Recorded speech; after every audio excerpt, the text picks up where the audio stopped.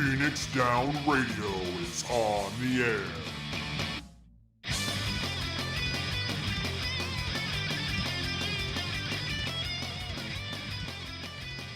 Welcome everybody to Phoenix Down Radio, episode number 135. I am your host, Santa Klauss. What's up, everybody? Joining me, we've got Taliz and Seyrr, and they both have cameras this week. What's going on? Woo! So many things. So many things. What have you guys been up to the last 2 weeks? My friends tricked me into giving me recommendations on a sous vide circulator that they then bought for me. So that's awesome. Oh, must be Good when rough your to friends be trick you for a good reason. Yes, definitely a cool thing. Mm-hmm. Taliz has been flipping cars left and right. I went viral on TikTok. That's a sentence that a 36-year-old man should never say, but here we are. Yeah, and so now I have logo designers and graphic designers and a legal team and an IT manager, and I bought another car and I have someone to give it to, and suddenly it's spiraling. I was thinking I was going to give away 5 or 6 cars a year. Just, fix them in my backyard, help people out, be cool to the community. It'll be great. 800 car requests later. Life is weird. Yeah. I have job applications for jobs that don't exist. Sounds People like are like, hey, can I live in your shop with my dog? And I'm like, no, because it's my house. No. Also, I feel like there's a massive habitability concern there. Well, it's insulated and there's a bathroom and there's a really big sink, so only kinda. And there's a fridge and there's a stove. Shit, and there's a stove. Wow. All right, well. You But will maybe it shouldn't be blend? advertising these facts. Yeah. You're going to have squatters who want to help with your business. It'll be weird. Can they do oil changes? Because, man, they can show up friggin' tomorrow as far as I'm concerned. But yeah, it's been a weird, crazy week. Klauss, what have you been up to? I work too much. That's all I know. I've been playing some of the game though. But this is kind of a weird sentence. I didn't think I would be saying. I haven't finished MSQ yet. Oh, I mean, that's actually okay. This one was more table setting than anything else. Mm-hmm. It was good, though. Necessary table setting, and I'm very curious how some of it's going to go. I mean, table setting. I unlocked the dungeon, so we're there. Oh, have you not done the dungeon yet? No, I've done the dungeon. The dungeon's amazing. Okay, good. I was like, dude. I mean, we're gonna be like, we're doing that at the end of the show. It's really good. I mean, we've talked. Well, I mean, we'll maybe try and do a little bit of talking about our impressions thus far. Spoiler free, of course. But no, I haven't finished MSQ yet. I've been just kind of taking my time. I've got more important things in my life right now that need to take precedence over video games, and I've just been taking a break from it. So fair enough. Also, hi Nick Nar. Welcome to the audience chamber. It's been a weird new patch because like we went so long without one that now we get patches and we're like, we're not jumping on it must be done, and then by Wednesday afternoon we're done with it. It's like, no, it's cool. We've had a year, and now people are kind of taking their time on patches and stuff. Yeah, it's really cool to see us enjoying it. The content might need to last us a little while. We don't know. Yeah. Well, I mean, and you don't want to rush through too much stuff. I mean, if we force the devs to rush content to us, so we're gonna get a whole Cyberpunk 2077 thing again. Oh God. It's a good sign when they're refunding people and pulling the game from the PlayStation Store. Yeah. I have conflicted feelings on that. Like, maybe if CDPR hadn't done so much transphobic shit. Yeah. Well, there's also, let's think about the last time this happened. No Man's Sky. But No Man's Sky did turn it around.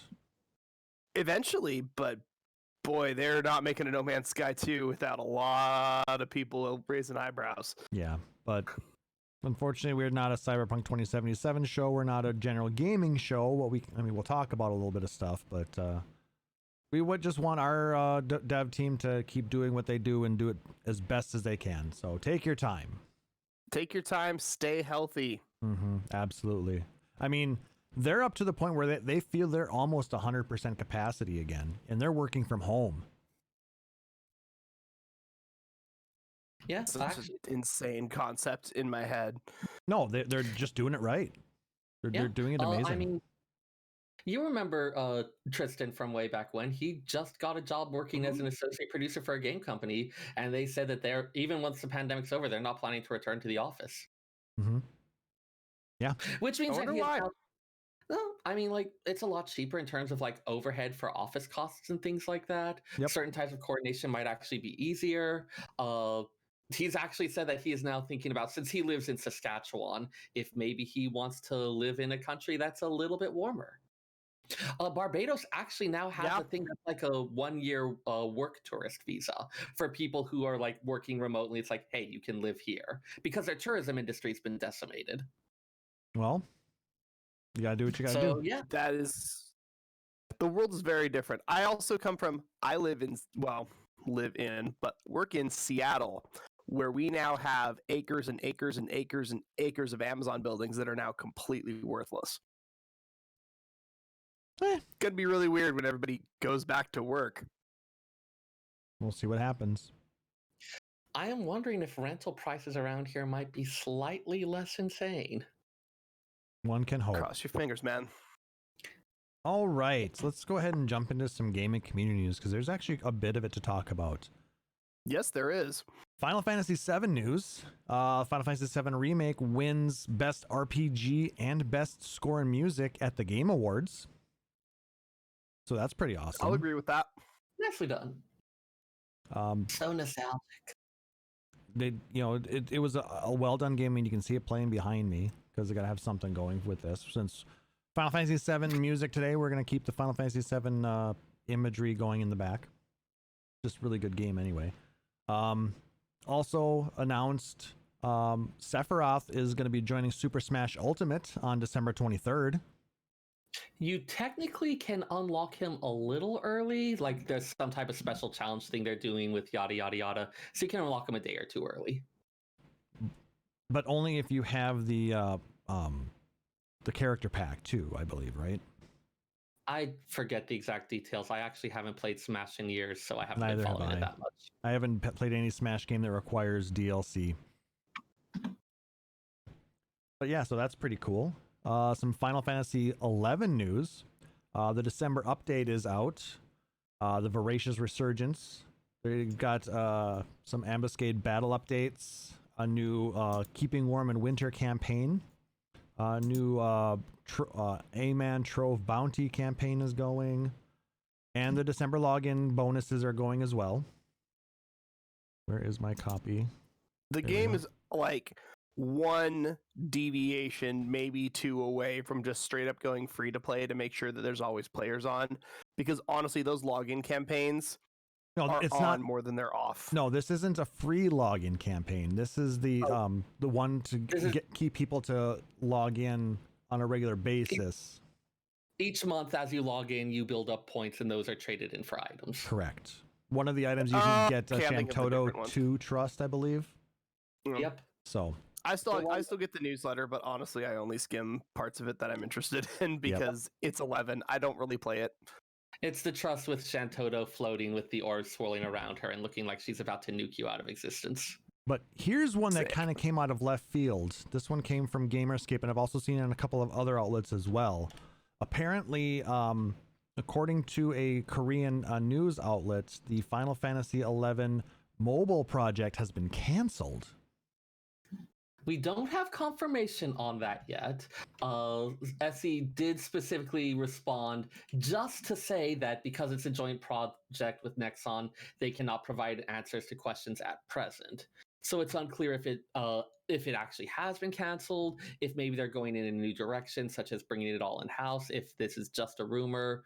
But this did just come up, so there's a question about, is there something going on, even if it's not quite what we think it is? Yeah, like I said, it's also been so long since they announced it. Like, they're also now fighting the are you guys really doing this, or were you just saying it? Rumors. Yep. Yeah, they actually discussed that in the article. The only official images we've ever seen were stuff that was from Nexon's recruitment website, and that was like 2 years ago. Yep. And then there was the leaked stuff from earlier this year that was promptly taken down.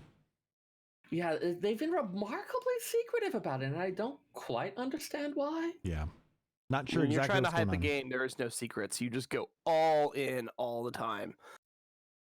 Yep. So Oh, we'll have to see. see if the rumors are substantiated or if this is just something that was blown out by somebody who wanted to shake things up, or so to speak. I don't know. Yeah, one wonders who their source was on it. They're not There's really also listening. the going out of business sometimes means going out for business, and so maybe canceling it was part of the hype. That's a whole like double psychology nonsense thing that I honestly don't think they're doing at this point. They need to just crank something out. Probably, yeah. All right. Let's jump into some Final Fantasy XIV news.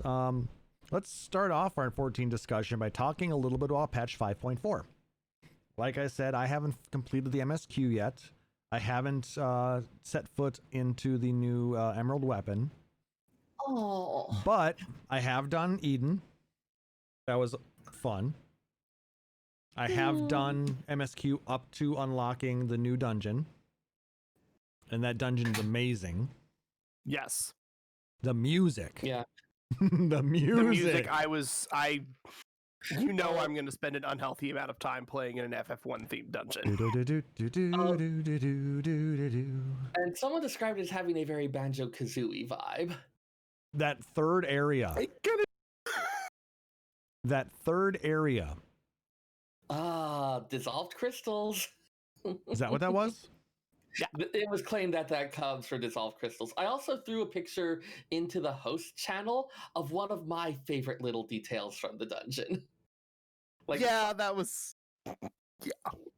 Anyway, as far as like the whole patch, again, like we were saying a little bit on the pre-show right when we first started, we don't know how long this content has to last. But by and large, people are hitting all the stuff that they really cared about in some variation of order. yeah. And so far, I haven't heard a lot of upstink, even from the people that are just notorious haters on some other Discords I'm in. Everybody's been pretty neutral to positive about it. Yeah, there's nothing super ground shaking. I think I said in the pre-show as well, this is pretty much like a table setting patch. Oh, yeah. We saw this with the previous ones, like when they finally finished the Dragon Song War, there were some quests that started setting up and planting those crumbs.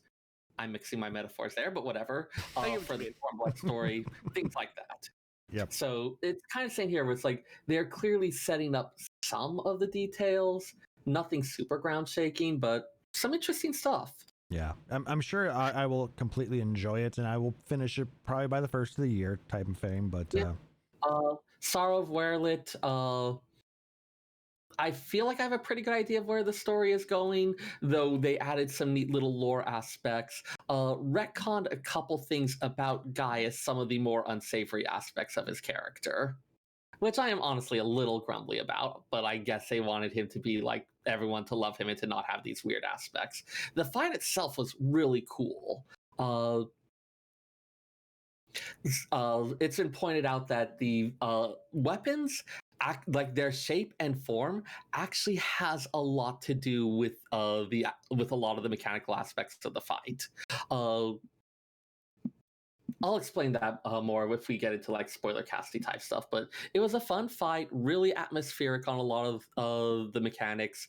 I am looking forward to trying the extreme version. Spender's indicated an interest, and I'm trying to actually go along with him to extremes now. So okay. Gotcha. Yeah.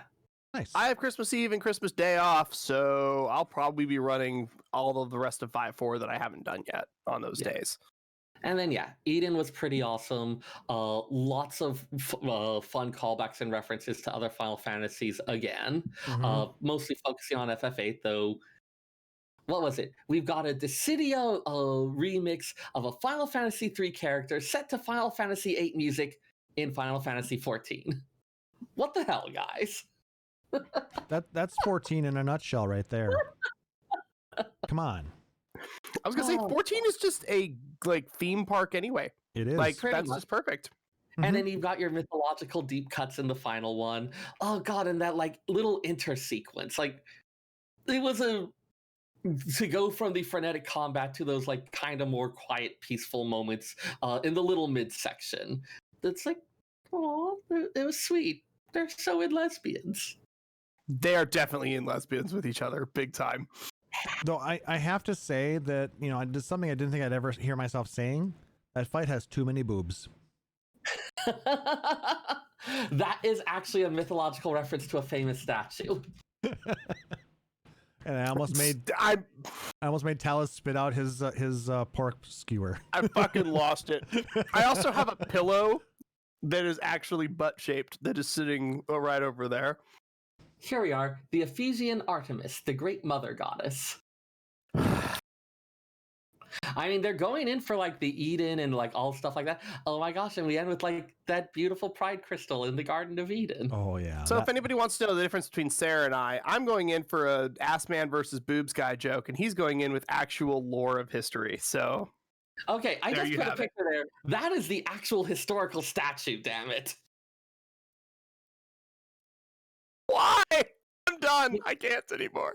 Because it's a great mother goddess. How else are you going to show that bounty and fertility without like 20 or 30 breasts? Huge tracts of land.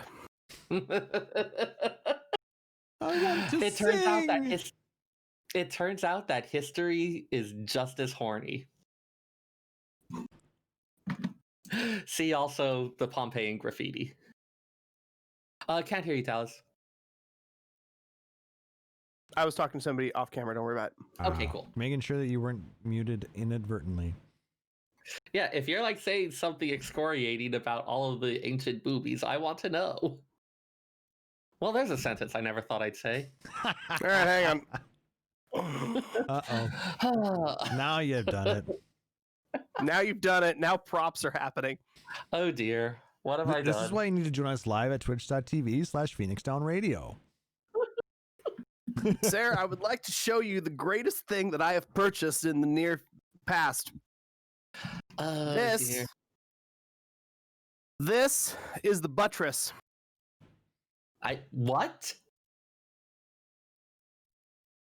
I've is seen the that buttress. before already. Is it? Evan and Caitlin, I don't know if you're familiar with those YouTubers. They just did a video that featured that thing. What is it? It is a pillow. I have purchased the original double bubble, and the pillowcase is yoga pants. Huh. And so the idea is that you can just rest your head on a butt? Yep. Huh. So, you can keep your statue. I have a pillow. I'm good. Taliz is a butt man confirmed. Taliz is a butt guy. We already knew this. He likes big butts and he cannot lie. I'm even from Western Washington, where that dude is from.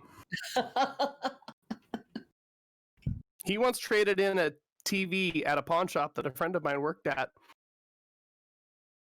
Really? He bought new flat screen TVs. He didn't need his old one because it was too thick. He traded in. They asked him why. He said because it has too much back.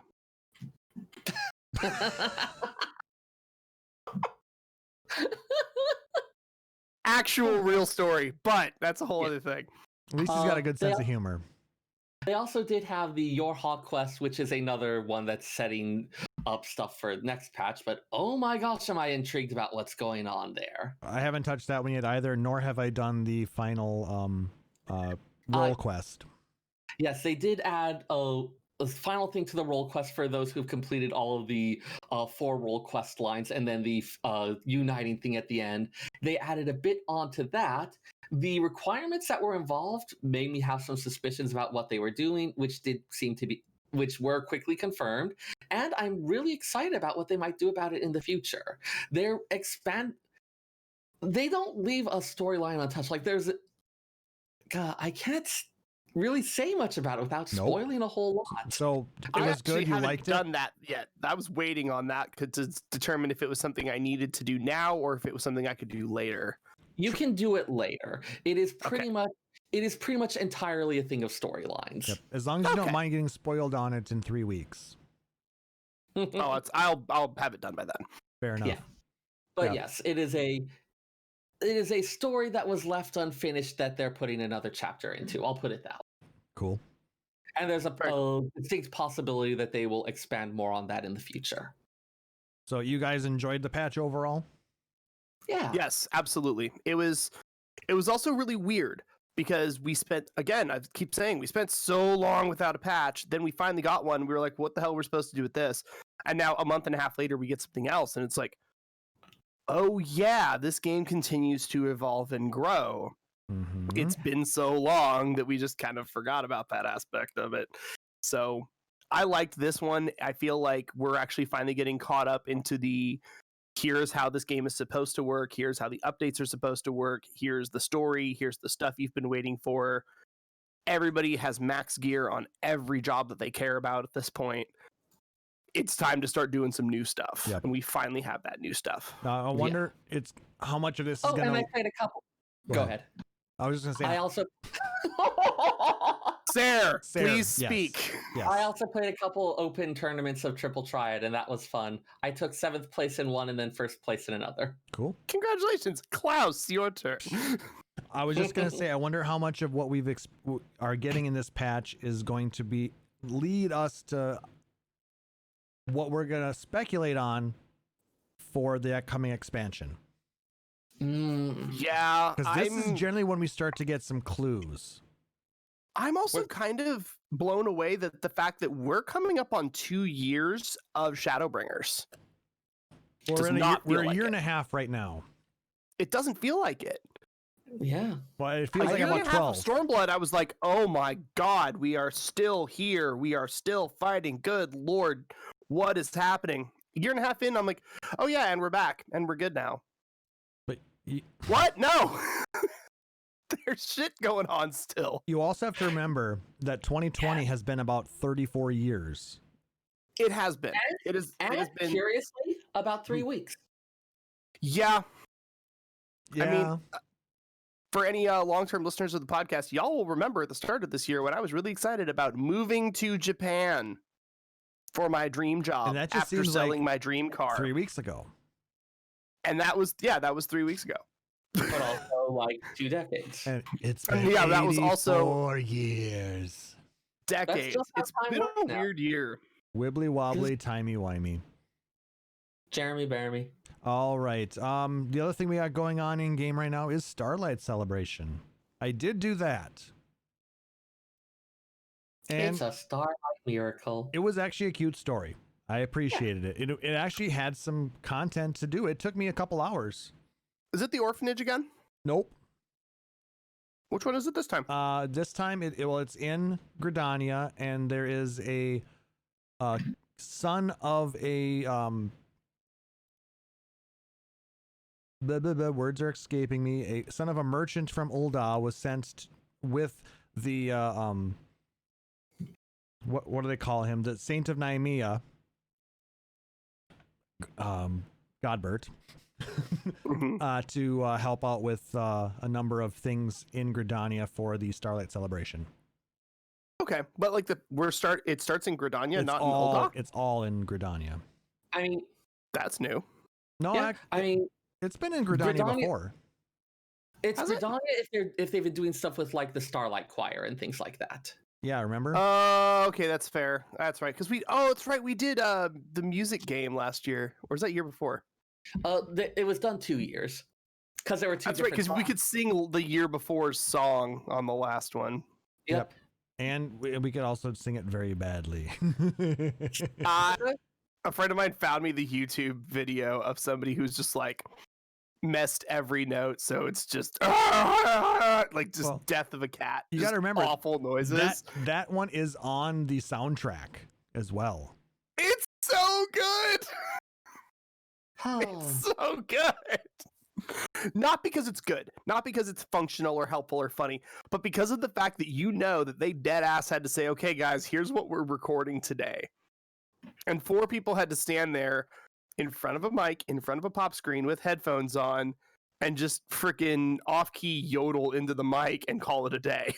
So, I mean, the thing is, actually singing audibly, like noticeably badly like that, is harder than just like being like not a good singer. Like it takes skill to sing that badly. It genuinely does. I was gonna say I can sing badly with very minimal skill, I promise, but I wouldn't be as good at being bad as they are. Yeah. So yeah, Taliz, if you haven't done Nope. it, go do it, because then you also get a cool new mount. Oh, sweet! Is it a Christmas bear? I like my Christmas No, bear. it's not a Christmas bear. You have to go to the Mog station for the Christmas bear. I have the Christmas bear. It's Okay. great. It is. I throw presents at people every once in a while, and they're just like, "What the shit is going on?" Because nobody, the current player base, a lot of the newer players have no idea what this bear is. It's a snowman. So you just go out to like Mordota and just throw gifts at people. It's awesome. You haven't And then seen you the pictures fly of all the away. snowmen? You haven't seen all the pictures of the snowmen? No, I have not. That's the new mount. Do you want to ride okay. a snowman? Oh my. Oh my. All right. And then some sad Final Fantasy XIV news. We learned last week that the Final Fantasy XIV Dad of Light blogger, Maidy, passed away. For That those was of you who really don't sad to know read about. who Maidy is or what Dad of Light is, he was a blogger that tried to reconnect with his father by playing Final Fantasy XIV. And he blogged about the experience, and this blog actually inspired a 2017 Netflix series titled Final Fantasy XIV Father of Light, and also a remake movie from 2019. Apparently, Maidy had been suffering from cancer for some time and passed away due to complications. I had forgotten about the movie. I remember the TV series, and The it's a TV little series was campy, but amazing. it was good.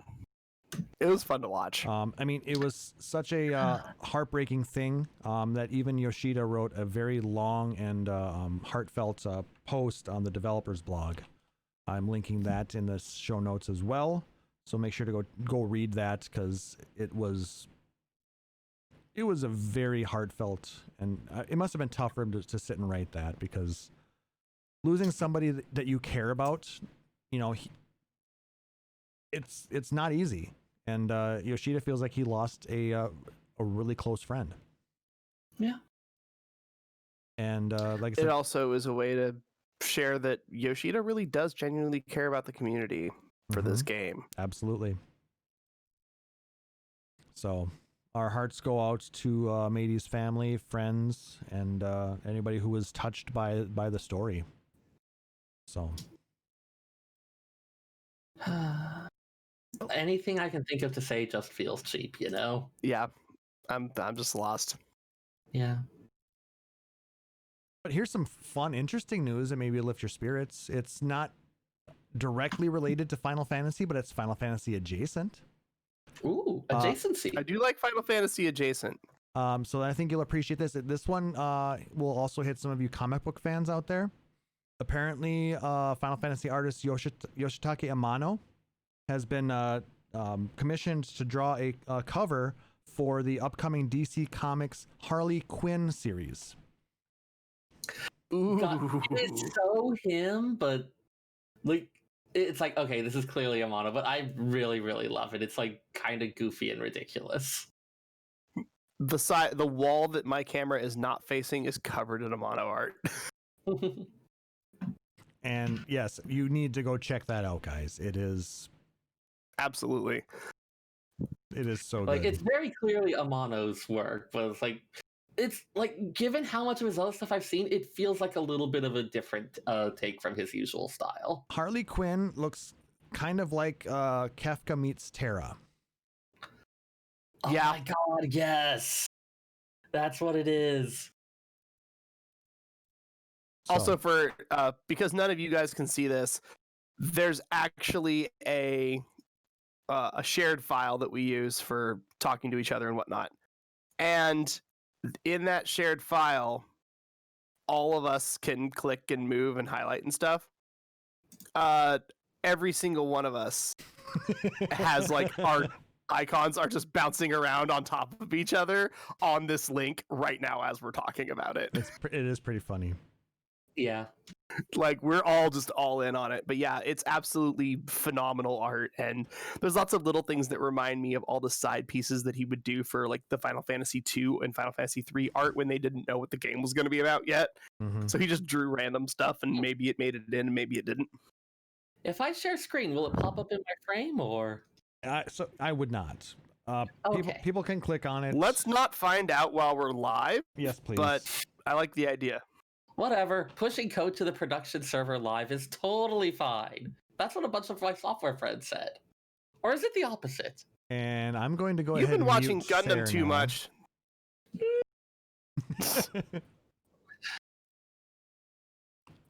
Okay. So hopefully you guys enjoyed that little bit of Amano art, because it's always amazing to see new stuff from them. Yeah, those little unexpected. I forget if we were talking about something earlier, but like those unexpected bits when our worlds cross over. It's just really fun. Absolutely. All right. Now let's go ahead and jump into the meat of our discussion tonight. More music. Final Fantasy VII Original Soundtrack, Disc 3. And that starts out a little something like this.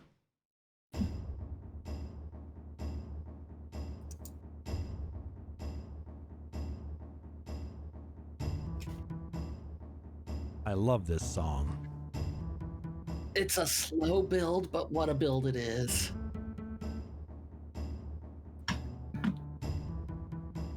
For those who don't recognize it right away, this is Cosmo Canyon.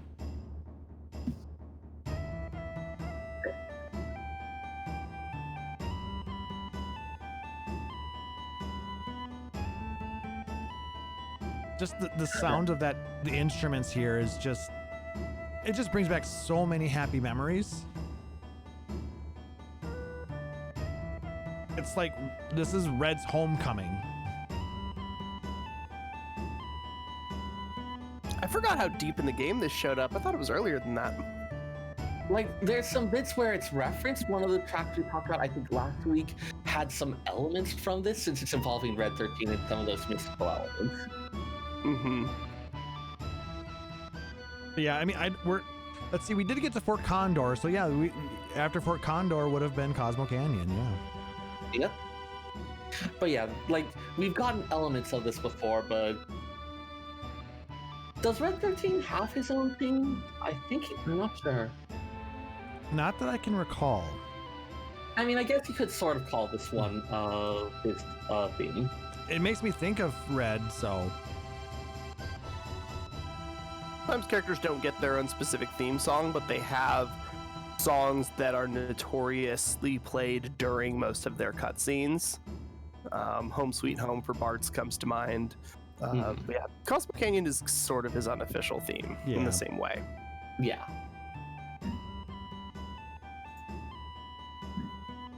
It's just nice to listen to. There's a lot of the songs in this disc that are just real great songs. The kanji in the name of the song is the kanji for Hoshi, which means nothing actually directly translates if you know anything about language, but loosely it means star or stars. So the actual translation, according to our little pieces of notes here, says Valley of the Falling Stars. So when you're trying to translate that directly, Cosmo is sort of that reference to the stars into the cosmos. Yeah. Canyon The would be actual valley. kanji is Hoshi. So if you were to remove that kanji from the rest of the text, it just still says stars. Yeah, falling stars would imply like meteor showers, things like that, and like you want like the whole Cosmo thing in English does have a kind of that more just like base rather than like the active meteor falling. This is of course the place where that is like the center for planet research, such as it is. It's not like a formalized thing, but it's like the place where it's the place where one can hear the voice of the planet.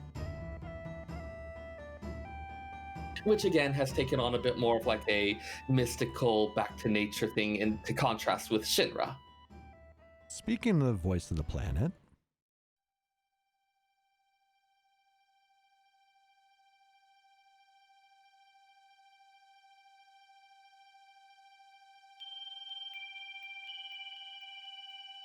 We've heard these notes before.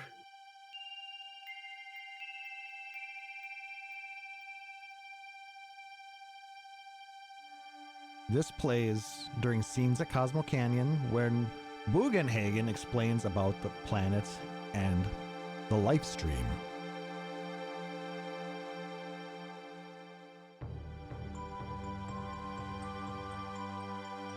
And here's a bit where it's no longer quite the opening theme.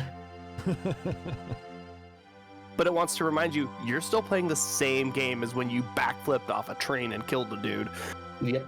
It's like, oh, all right, we're in the plot now. Yeah, I mean, this is a bit that made me think that, like, okay, that opening theme is like an opera overture, where you've got, like, little snippets of lots of the pieces you'll be hearing, which often is like, okay, these are the themes that you'll be having. These are some of the events that will be, and you don't know it necessarily at the time, but kind of like, here is a little TLDR of the story, as told in its music.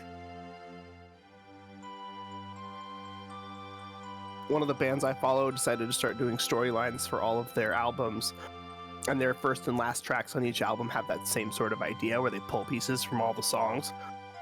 And that was something that, because I wasn't really raised listening to music, I didn't really know what it was.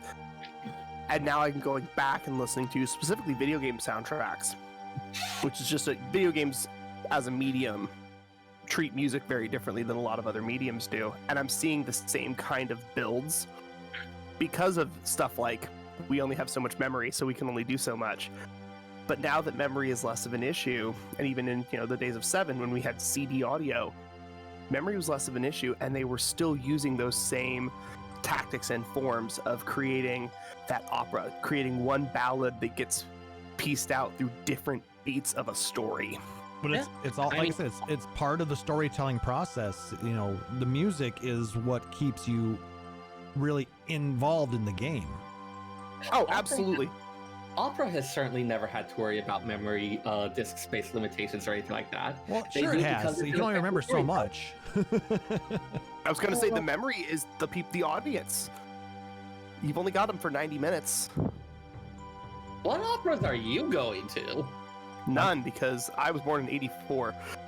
Also, operas aren't happening right now. Okay, hey, distance operas are happening. I've been to some operas. Ooh, I'm Seyrr, and I go to operas. Damn right, I'm cultured and shit. I went to a rave and got in a fight, so we've definitely gone to different music events. Oh. I just play music for people. That said, I'm pretty Today the song is called Life Stream, and all three of us approach it very differently and come to the same place in the end. pretty much. All right. Next tune.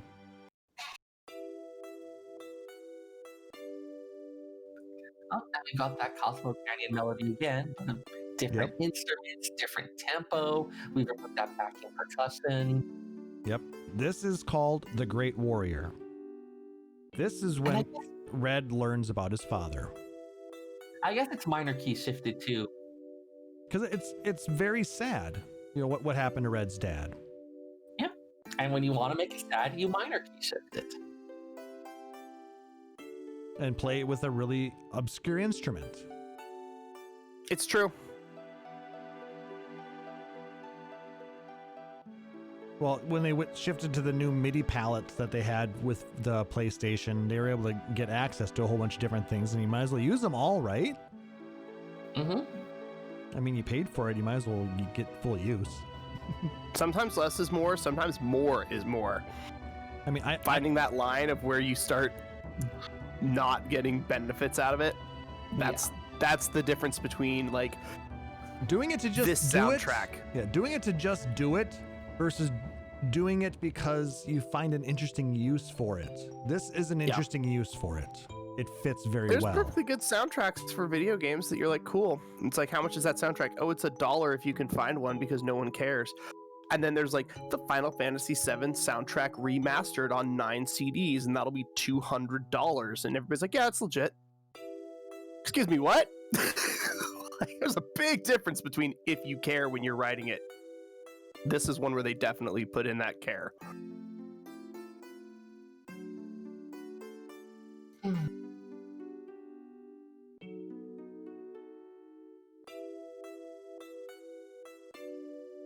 You definitely hear the love that Uematsu puts into all his music.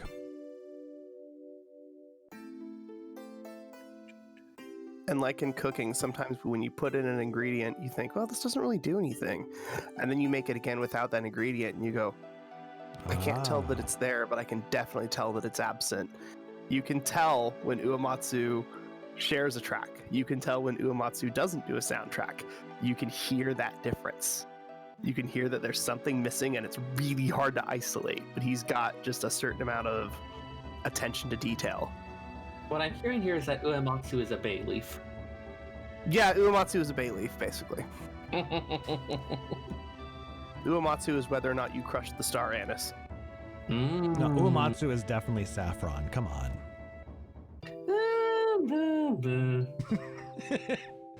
I mean, if you're just going for the what's the priciest thing, sure, but you're losing the metaphor here.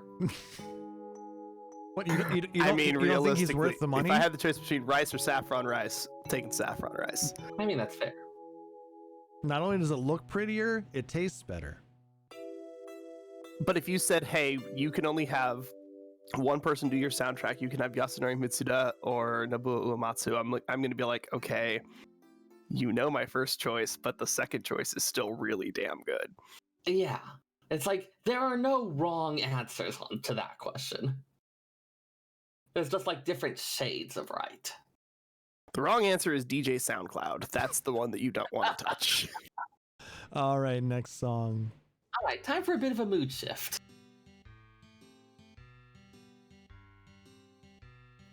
I really like this one, though it makes a lot of people irrationally or possibly rationally angry. Well, Yuffie's, air quotes, Yuffie's theme. Descendant of Shinobi. Oh, she's such an adorable little imp. I hate her. Andy still refuses to refer to her by anything but traitor.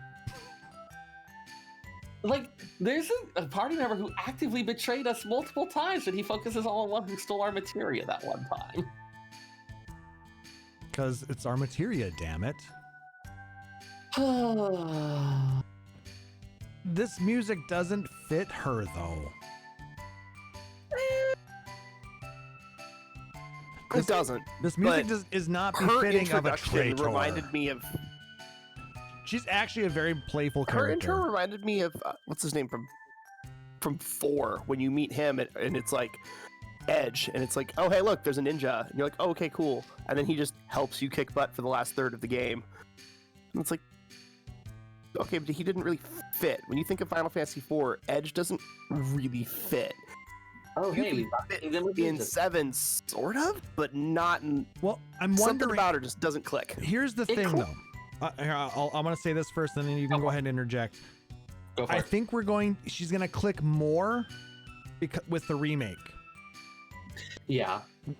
Because the war with Wutai is referenced so often in the remake. I think that the whole Wutai side story is going to be that much more prominent in the new versions of Final Fantasy VII Remake. So Yeah. it may fit why she's there, and it would maybe cut out because they didn't have the time to fully flesh that out. Klauss hit on the exact thing I was thinking of. Even as early as Crisis Core, which expanded on that a bit, had stuff where Zack was going through Wutai during the Shinra fight there, meets up with a young Yuffie. Yuffie? I know it's Yuffie, but I always want to say Yuffie. But meets up with a young Yuffie. Like, even as early as that, we had a bit more expansion of what the war with Wutai looked like, how it affected things, stuff that fleshed out a lot of those details about her. Like, gave her meaningful motivation. All right. So hopefully she becomes a little bit more prominent, or at least better explained in the upcoming remake. Who robs us repeatedly. All right. Next tune. All right. Tone shift again. Major tone shift. Right. This is all the other tracks in the soundtracks disc. Those chosen by the planet. A theme that we see with Sephiroth again and again, as he describes himself as one who has been chosen by the planet to rule it. Yep. I just like the word that they chose for this. This is Sephiroth's leitmotif. That's a good word. It's a good word.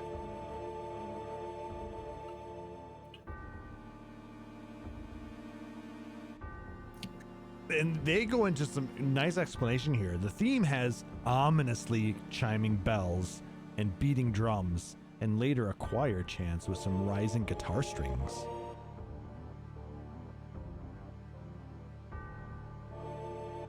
The bell chime really adds to the mood of it. Makes you think of a church bell ringing on a dark, misty night. That's kind of a here is this omen of coming evil. Sephiroth? Evil? Omen That's what she is said. the word I want. No, he's fine. No, I meant Nani? he's not evil. You goofballs. But yeah. You expected your friend, but it was me, Sephiroth. me, Dio!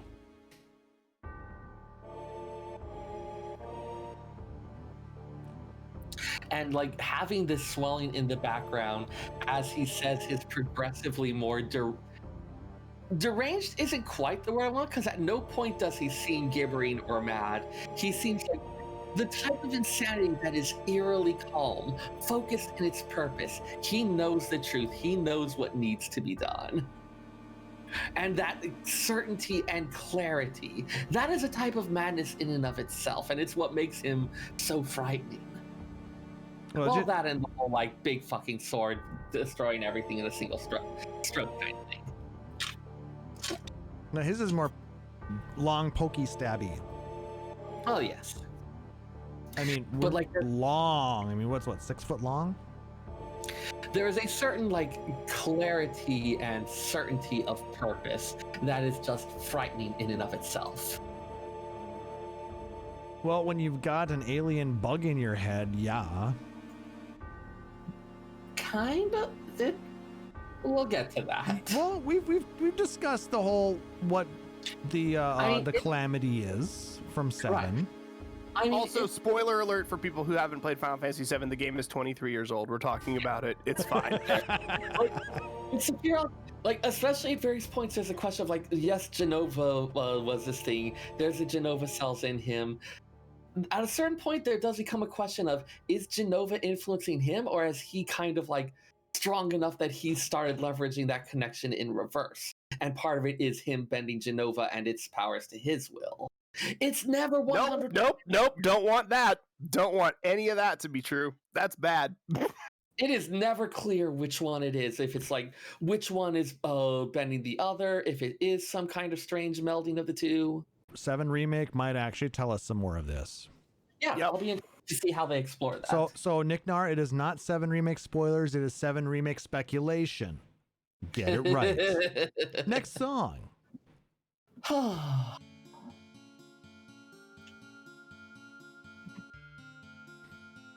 This song doesn't quite sound like its title. The Nightmare Begins. I feel like because it's played when we meet Vincent, and I feel like because of that, it should almost have a pipe organ sound. But that also feels very on the nose for a vampire-esque character. Yeah. So I'm not sure exactly where they were going with on this, but it works just fine for its purpose. I never saw Vincent, I know he has these sort of vampires, but it never felt oh, here is this brooding vampire. It's more here is someone who is forever lost in these reminiscences of the past. Kind of the Dorian Gray if he was a vampire, but bad Yes! at it. Dorian Gray, that's it, that's perfect. Everything he does, the reason he comes with is just to follow and see what happened, but he was a part of these things that happened long ago. He talks about his nightmare, about the constant atonement. He was there at the beginning. He knows what happened. he sees it as this as like his great failure. It's a bit melodramatic, but Vincent go boom boom. That's about all I remember about Vincent. I know, I'm terrible. He has claws, he has a silly cape, he has a gun. Yep. also he's a Turk. Yeah, which weird, but okay. It's still We don't like the Turks, right? Like, just as a whole, like, character design-wise, they're fine. But, like, on the whole, we're not supposed to like them, right? They're bad guys, but they're bad guys who ooze style. Take from that what you will. I fucking love the Turks. I don't care what you say. Reno and Rude and Elena and Sang are amazing. I mean, they're like problematic phase because like, okay, like we actually just got Reno and DeFu and like he's kind of fun and he's really awesome. It's like, okay, and I've got this thing for him and he actually does this fight really well. And oh yeah, he kind of was the person who dropped that plate and killed all those people, wasn't he? Problematic fave. Problematic favorite character. Boy, if that doesn't describe the FF7 fandom, I don't know what does. Yeah. All right, let's go ahead and continue on, because since we're talking about other things than Vincent. I mean, Vincent and the Turks and the entire thing of the Turks. Yeah. But this is another character theme that we get. And this theme is very fitting of Sid Highwind. Oh yeah, this is another one that we're going to hear this leitmotif in a lot of other pieces. Like our airship theme, given that he is strongly tied to the airship, as Sids generally are. Yes. It also has a bit of a almost militaristic thing. I mean, with this Sid, his big thing is being tied to the space program that Shinra once ran and wanting to go to space. So like, he's kind of this person of these glories of days gone by. But there's a bit of that like that sort of like patriotic, we will go to the stars type thing you would see. Braving the final frontier. To slip the surly bonds of Earth and punch the face of God. Row, fight the power? I mean, I was just paraphrasing some other stuff and in the process making a Simpsons deep cut. I was going to say, we're in a couple of different spots now. I was just like, are we going Gurren Lagann? I'm not sure if we're going Gurren Lagann. You know, referencing a famous speech with a little bit of a Simpsons deep cut, which gets referenced in the FF14 airship and submersible tutorial stuff. Koji Fox likes his Simpsons references. I am aware. And it's pretty great sometimes. The Stormblood Hildebrand quests were pretty much how densely can we pack the Simpsons references. But anyway, Sid. Yeah. Sid's theme, well, like he actually doesn't have as many cutscenes as it seems like he would, but the ones he's in, he gets his theme played often enough that we go, oh right, it's Sid related. That means it's either airship, space, something to do with Shinra past. Pretty much guaranteed. Yeah. Shinra past, like the fingerprints of Shinra are on so many of these characters' backstories. Yep. Which is kind of what brings them all together. Shinra's reach is long. Mm-hmm. That's what she said.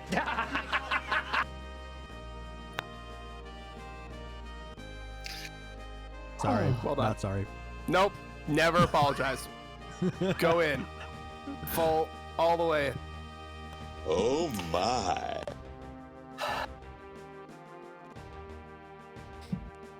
All right. So anyway, Next song.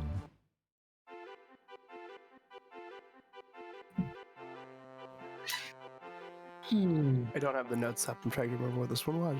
Steal the Tiny Bronco. Oh shit! Yes. it had such a delightful tone shift. Is everybody happy? Everybody having a good time? We're committing theft. It's fine. Don't worry about it. Oh, and there's that Highland theme. Well, we're driving this on the overworld map now, aren't we? Oh. Nope. This is when you actually steal the tiny Bronco. Okay, so we're just driving around in town in it yet, huh? Well, so we got on it, we knocked Palmer the fuck out, the propellers start going, we're taking off into the air, Seyrr starts firing, and then there's that momentary shock, and then smoke's trailing from one of the engines, and we're losing altitude. This is a song of a very abrupt tone shift. But don't we run around with it on the ground for a while then too after we land? We float it as a boat for a while. Oh, yeah, that's right. We have to take it through the shallows, don't we? Or something like that. The tiny Bronco ain't flying anymore, but we at least get a little boat out of it. And it takes us to Wutai. Guess where this song plays in? Is it Wutai? It's Wutai! Oh my god! It would be a JRPG with some type of Japan analog, no matter how much it feels kind of pasted into the world. The best part I love that you mentioned Japan analog because, you know, we've had a few of them in a few different games. The writing for this track is in katakana, which, if you know anything about Japanese written languages, is one of 3 alphabets that they write with. This is the one that is reserved for non-Japanese words. There's some irony there. There's a lot of irony there.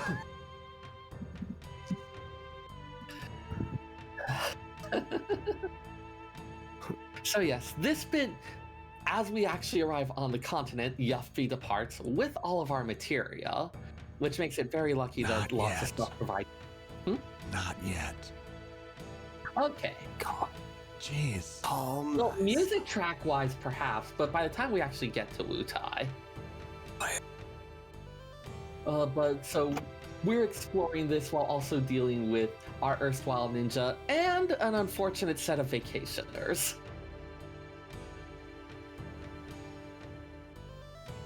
I guess technically you could go here even if you haven't recruited Yuffie.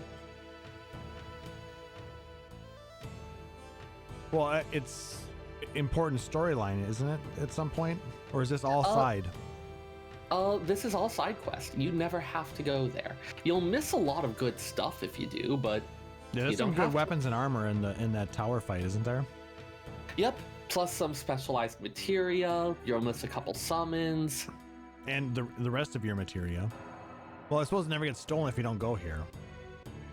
Yeah, if you like, Yuffie and Vincent are optional characters. Yeah. Which is also why they didn't show up in those FMV cutscenes. This was back when they just had the one iteration of said scenes. There's a wonderful meme that floats around every once in a while of what happens when your customized character is in a cutscene. It's just a boardroom of a bunch of dudes in suits and fucking big birds in the back. And that's kind of what happens when you have those your character fits in here scene, is you end up with big birds in the back a lot. A friend of mine once posted a picture of, you know, in Realm Reborn when you finish the Ultima weapon stuff and there's that thing of like you before the crystal and then all the people charging La Habrea? Mm-hmm. He posted some pictures of that with his character in a bikini and a pumpkin head from the Halloween event. Yes. Sounds right. Good times. Welcome to Final Fantasy XIV. Your tank is wearing a bikini and a snowman head. Your healer... And somehow still taking less damage than you. I explained tanks on my Facebook page a couple of weeks ago, and it was like, Gunbreakers, we have found a way to balance our ethereal energy to fight the Sin Eaters, and Paladins have a noble cause, and they have holy magic, and they are protected by steel and the willpower of white magic. And then it's like you get to warriors, it's like, I have the purple metal bikini and my axe spits bubbles and my friend's name is Curious Gorge, and you're like, god damn it, like Tanks in 14 make no sense. We just don't. I can't die because I'm too angry. And then the Dark Knights are just emo. And the Dark Knights are just like, I've been listening to My Chemical Romance and Yellow Card for 15 years, and you're like, oh god, I don't know how to help you. Cut my life into pieces. This is my last resort. That was FF11, you punk. And that is why Spender's Dark Knight macros included lines about let's bake cookies. All right, let's go ahead and move on to that stolen materia.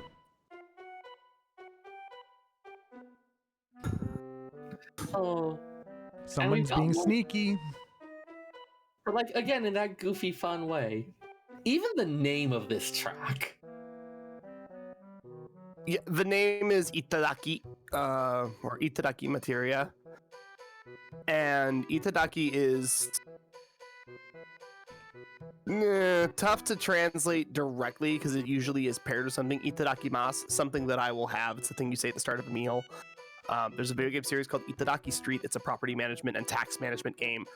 And if you try to go with just Itadaki by itself, it's the word what, but specifically referencing what, as if somebody says, where's our materia, you say things like, what materia? That's kind of what the title of the track is going for. Hey, where's the nuclear destruction device? What nuclear destruction device? Where the hell is my airship? What airship? It's that same kind of tone for Itadaki. Ah, Yuffie. Not only are we listening to some amazing songs, we're learning about Japanese. See, who said that teaching experience was going to go to waste there, Taliz? Honestly, of all of the dumb things that I have done and learned over the course of my life, learning about pedagogical theory and how to teach has been really, really helpful in a lot of aspects. Yeah? I just wish that I had like a purpose for it and not just like, you know what, I'm just going to use it in everything, because now it's like work, podcast. Everybody's being taught. I'm sorry. I mean, Hey. that's how it works. I did not expect that random mathematician knowledge would start being handy as a librarian. Yeah. I mean, I had to explain how I was good at playing Pokemon the card game, so I was good at stats, so I was good at game testing. Solid. It worked out. Eat that. Oh god, why is there a Taco Bell ad in the host chat? Because Seyrr is a troll. Sarah's an awful person that I absolutely adore. Is that not the best possible use of that? Itadakimasu. Yeah. I've had Taco Bell in Japan. It's an interesting experience. Anyway, we have more music to go through. Moving on. Thank God. We have a lot more music to go through. Holy crap. This is Chocobo Square music from the Gold Saucer. Were you guys ever successful at like winning races in this? Oh yeah. I was top rank, thank you. Yeah, I mean, I could not. I could not fathom it. Of all the things I was Needed bad to at make racing. more But chocobos have sex with their sisters. no, that's weird. It's very weird. but it was still, I also think I spent like no time in the Gold Saucer, so like I really didn't get to That know would do it. anything in here. oh, see, There is like a lot to drill into. I enjoyed the whole Chocobo breeding and racing mini games. Yeah, make the chocobos fuck. Am Yeah, I allowed to say that? yeah. Sweet. We're not radio, it's fine. We're called Phoenix Down Radio, but Take that, FCC. We're not governed by the FCC. So they can all suck it. ooh, Pyrocats has just entered my room and handed me more Papadoms. Ooh.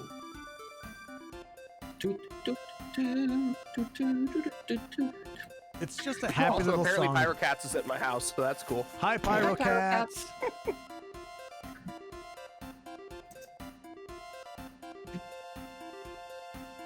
I I don't know that there's really a lot to say about this one. It's fun. No. It's a good song. But the best song is here. Yeah. Fuck you, Tio, you cheating bastard. There's a reason why they also use this version of the song in the 14 Chocobo Racing. Yep. Well, I mean, the Gold Saucer, just straight up, they're going to try to use as much FF7 stuff as they can. Absolutely. But yeah, this is definitely one of the best Chocobo versions. I really like the bits it gets to, because like there's always the underlying Chocobo theme, and then there's like flourishes and whatnot they add to it. Hey, should we do a when we finally caught up on every soundtrack in the series? Should we do a best Chocobo track, best Moogle track? Well, there's only one Maybe answer to Prelude best Chocobo track. track, and that's Electric to Chocobo. Fight me. Hang on. Right. We can do a cool wall thing. It'd be great. No, I think, you know, we should eventually maybe go through what our favorites are. Yahoo! Hang on. Come from Alabama with a banjo on my knee. No.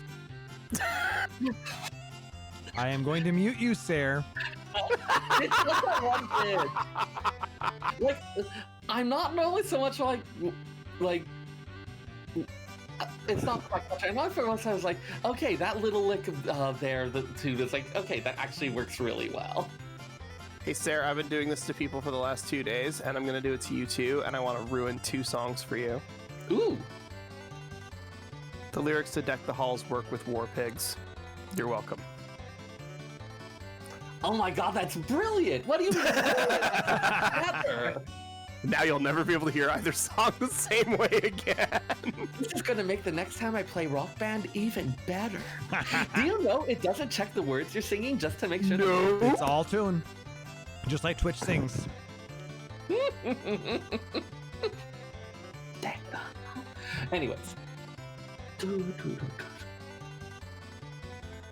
And now, depending on how good you are at Chocobo Racing, you'll either hear this,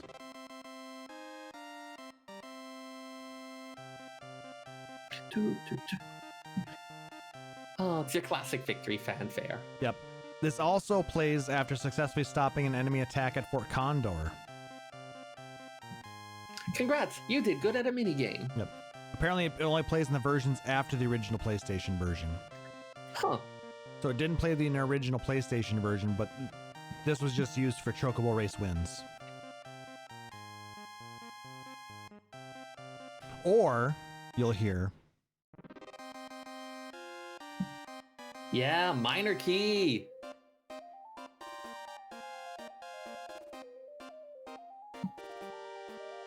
this is if you're a God, loser. that sounds weird. The name of it is great too. Tango of Tears. Like, that is just so wonderfully overdramatic. I love it.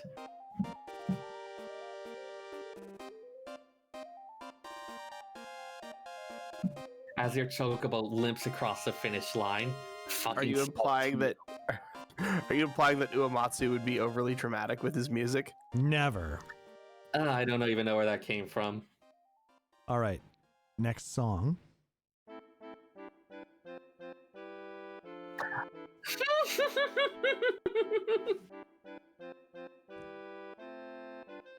This plays during the play at the Gold Saucer. It's your debut. God, I wish it wasn't so annoying to try to navigate the entire dialogue tree. I spent so many times redoing that play just to see the different ways the story could go. And then it changes based on who you're dating.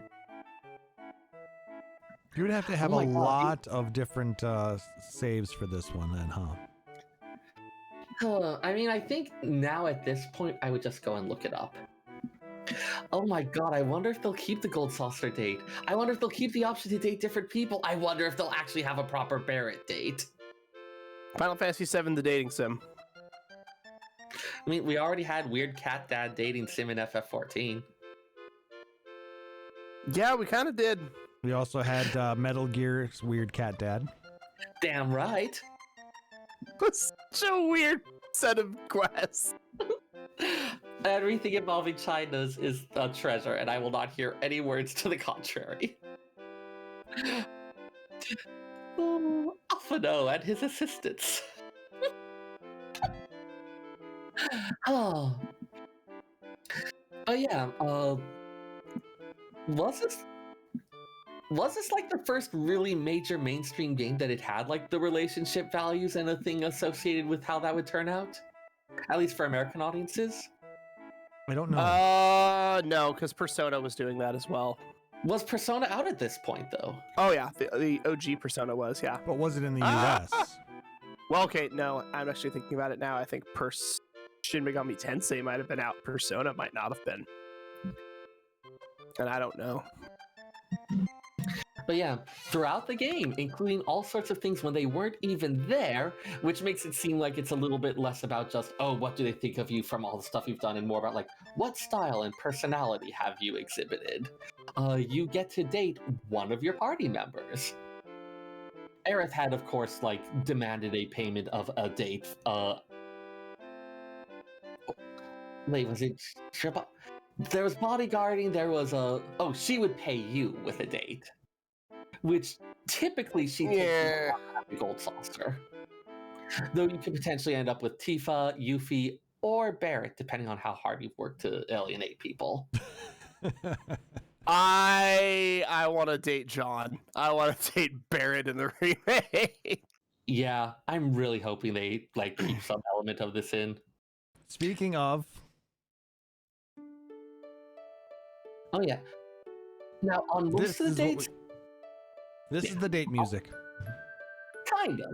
So the date starts with going to see that play where you are the lucky 100th couple and then get to be guest stars in it. Unless you're with Barrett, at which point the person approaches you, pauses for a moment, and is like, never mind. Homophobic asshole.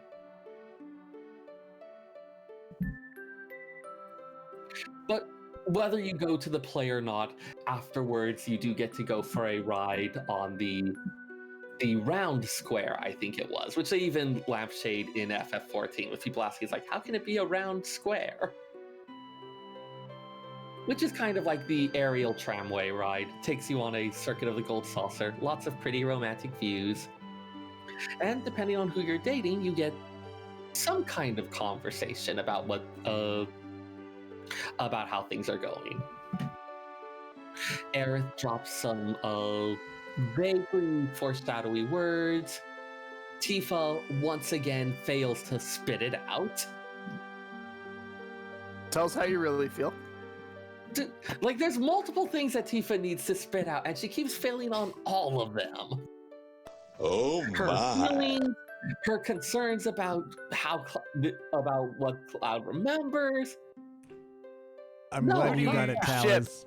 I'm glad you got it, Taliz. Oh. Tell me something, Seyrr. Who do you ship? Cloud and Reno.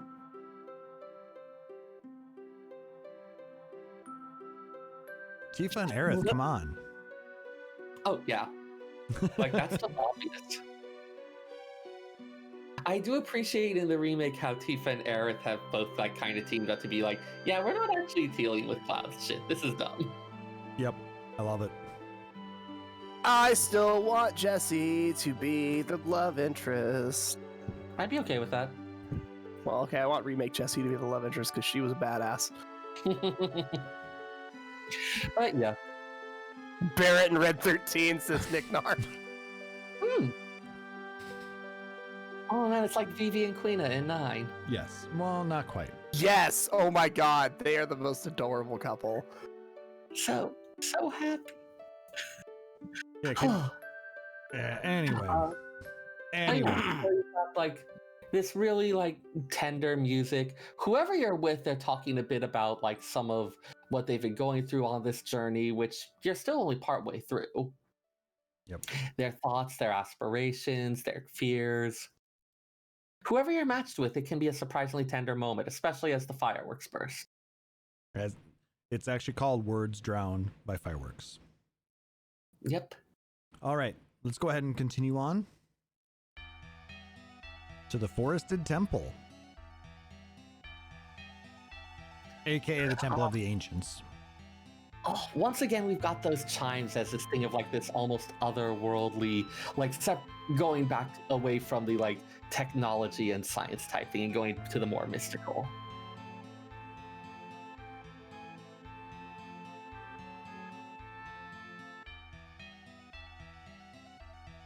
God, I love those chimes. It sounds really good. And then the And then you've flute. got that, it's not quite a flute, but I'm not sure what the instrument is. I mean, because it's a synthesized whatever. No, I think it's actually a flute. Okay. It vaguely puts me in mind of, remember back with Final Fantasy VI, we had like kind of that high reedy flute weaving throughout the thing as like for the Phantom Forest. Yeah, though I think it's a flute. It just doesn't have the resonating. Yeah, but I mean, it's the same thing in terms of like here, it's not resonate. It's not like weighty. It's like light and ethereal and moving through things without leaving a physical trace. It like has that mystical component to it. And that's why you're saying it sounds more like a woodwind than a flute. It's some kind of woodwindy type A thing. flute And is technically a woodwind. it's true. Is it? Yes. Yep. You're talking to a band geek. Woodwinds do not have to be made out of wood. I am not 100% sure what differentiates a woodwind and a brass, but... Oh, I think it's rather the... No, wait, because the saxophone's a brass instrument, isn't No, it? saxophone is a woodwind. Then is it the presence of a reed? That's one thing that where woodwinds, a lot of them have that, but brass instruments generally have a different style mouthpiece. In brass instruments, the player's lips themselves vibrate, which causes the air to vibrate. In woodwind, the player either causes a reed to vibrate. I'm not sure why a flute is considered a woodwind, though. They either... In woodwinds, you cause a reed to vibrate, you blow over a fipple across an open hole against an edge, or blow across the edge of an open hole. Yeah, because you are doing that with a flute. Yeah. Yeah, the sound is coming from right across the edge of an open hole. With a brass instrument, your lips themselves are vibrating, and that vibration is transferred to the air inside the instrument. Correct. We're learning today, everyone. Welcome to Phoenix Down Radio, episode Learning Stuff. Fuck yeah, pedagogy. But yes, like that high, whatever type thing.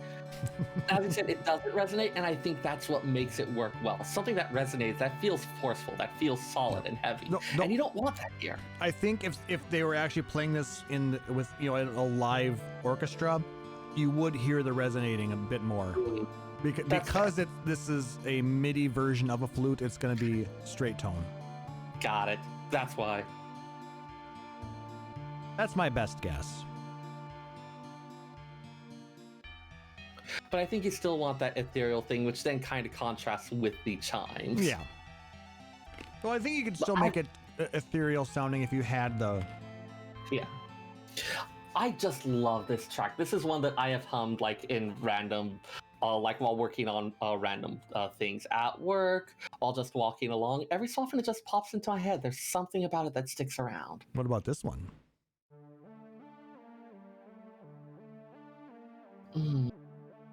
From the Forgotten City. And wait for it. More bells.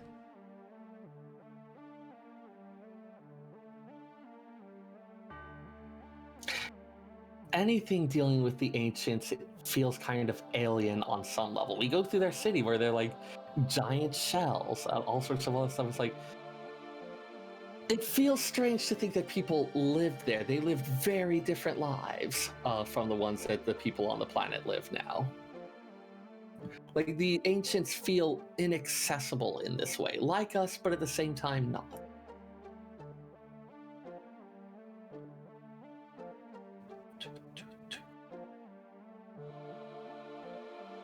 There's just so much to some of these songs. Like, this one is called Listen to the Cries of the Planet. A phrase that they've brought up a couple times. And I mean, the ancients were the ones who could hear the cries of the planet. Or the voice of the planet, even.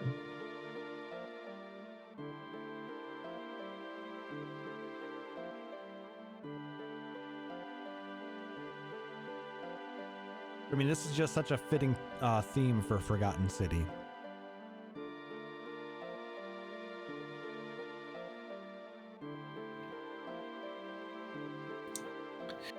It's interesting, like looking at it and seeing like just how much like the homes, the stuff is still there, as if someone had just stepped out for a few minutes.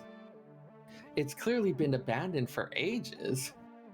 Well, with Aerith being the last ancient and her mom being one of the last before her, like no one has lived there in a very long time. But it looks like, as I said, like someone just stepped out, like they could be back in like 15 minutes.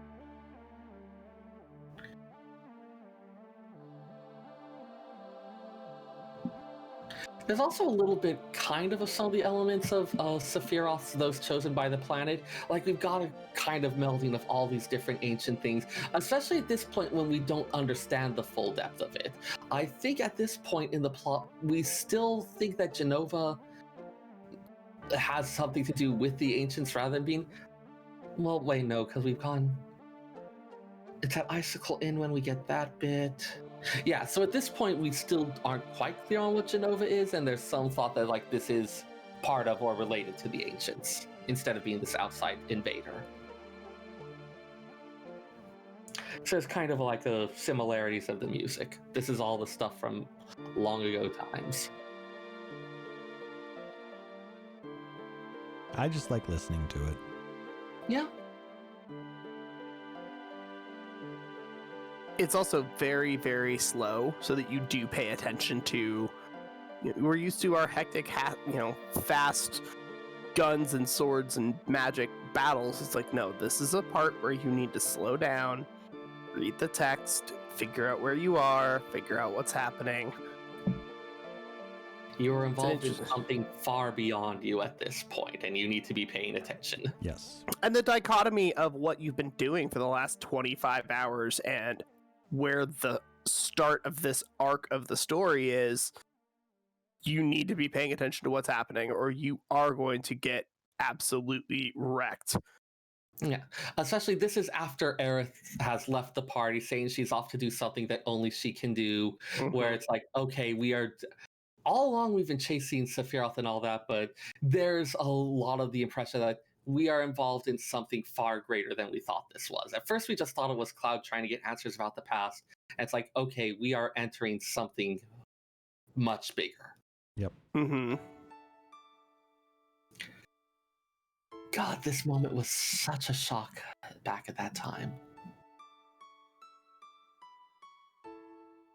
I'm sure you guys all recognize Aerith's theme.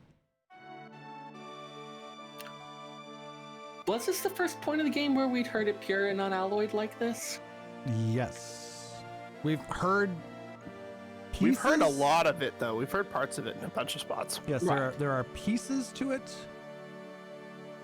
But this is the full theme, and it plays during scenes with Aerith and Sephiroth in Forgotten City. Yep. Like, It also plays apparently during this battle with Jenova Life.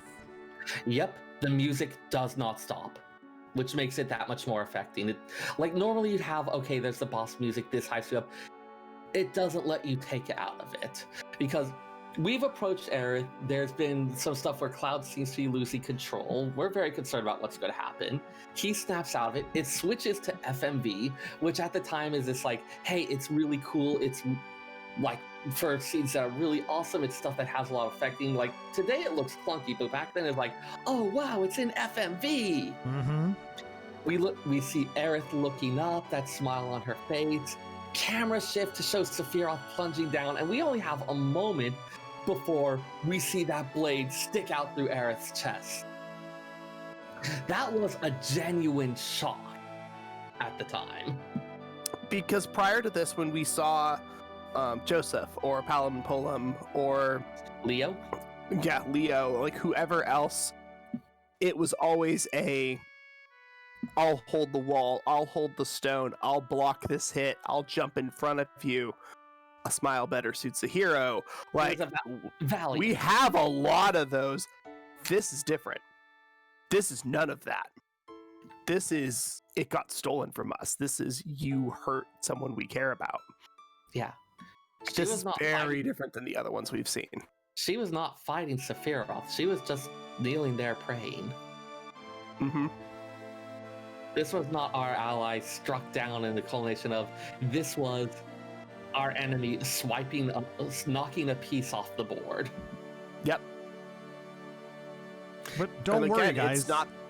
Go ahead. Mhm. I was saying, go ahead. I was gonna say this is one of those, like, again, when Palom and Polam have their dialogue and turn, you know what's happening and you know you can't stop it, but in the back of your head and in your heart you go, no, we have to. When you watch Joseph turn over his shoulder and shout at you to run, you know, and you also understand. Here, you walk in and you don't understand. You don't have the ability to grasp everything that's going on, even though you can see it. And it happens so quickly. You don't have, like, the other ones is like, okay, we can at least see it coming. We can see the shape of the story. It was so unexpected. Mm-hmm. From a full narrative perspective and from just the person, Like, from in the that actual protagonist's view, you're not seeing it. There's that, like, there's that, it's the, you gasp in shock, the, everything freezes. And then that music plays as the materia bounces down. As Cloud tearfully described how Aerith will never walk again, never laugh, never get mad. And you're like screaming at your TV at 12 years old, like, what is happening? Oh my god. It's like, yeah. I'm pretty sure I was crying. Yeah. And then you have to go and fight fucking Genova with that music still playing. You also have to have everyone else in your party who's been looking to you for guidance for the last 35 hours of gameplay. They now have to look at you as you are completely broken and emotionally distraught, and you still have to hold it together and not be cold. Each of them does That's also hard. give like their little, like, after the fight, like each of them like nods or bows or wipes tears, or like each of them had their own little reaction to it. And I was curious about those, so I played through it multiple times, and at the end I was such a fucking emotional wreck. But don't worry, guys. With the remake, for the low price of $49.99, you'll be able to get the Save Aerith DLC. But no, you could have done that before. You just needed to get a level 4 revive materia from Fort Condor and then bring it to, oh god, there were so many rumors about how to revive Aerith. Or you just play the PC version and run a trainer. For anybody who doesn't understand the jokes that we're making, this is the same energy as put your iPhone in the microwave to recharge it. But was slightly less likely to destroy your personal possessions. Just your feelings. Yeah. Anyway. Feelings are no longer personal possessions. Seyrr 2020. Got it. Yep, that's how it is.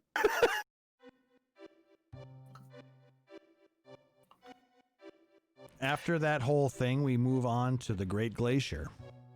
Yeah, like, this has just, like, reignited Cloud's drive to keep pursuing Sephiroth. This is actually the point, I believe, where we enter the second disc as well. The first disc ends with Aerith's death. I mean... No, wait, Seyrr, is it? It's a long disc.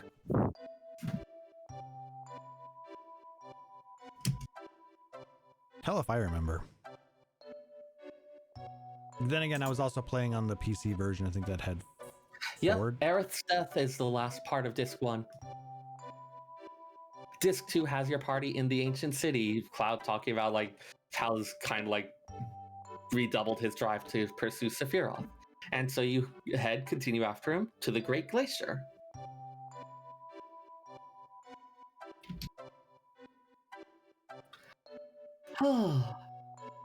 Which I feel like we've had some similar aspects of this, of like, hey, here's a place that is blanketed in snow. The snow, like, snow, when it's snowing, it actually does get physically quieter. The snow, like, traps air, deadens, echoes, stuff like that.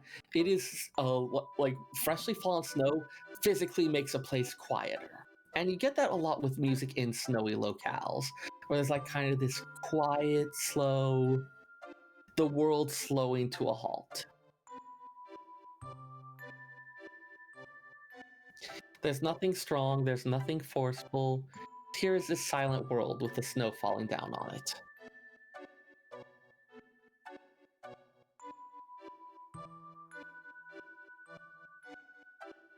It just has a very interesting sound. It's very different from any of the other themes that we've had so far in the game. Then again, this is our first time encountering snow.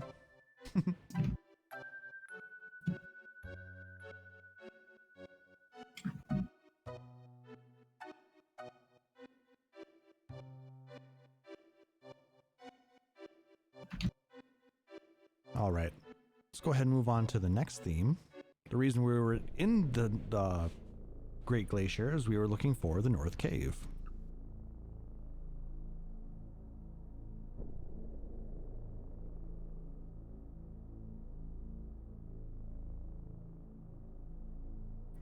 I'm not hearing it. There we go. It starts out very low. Got it. This is a track that is over 7 minutes long. So we're not going to listen to the whole thing today, but... Well, this version is only 6 minutes long. Oh, is it? Okay. Yeah, not 7:15, it's 6:05, at least according to... So Oh, that seems legit then. That's fine. Yeah, we'll just play the whole thing then. No. Yeah. Oh, God, no. Once we get through the Great Glacier, scale the North Cliff with yet another mini game. This one about not getting hypothermia.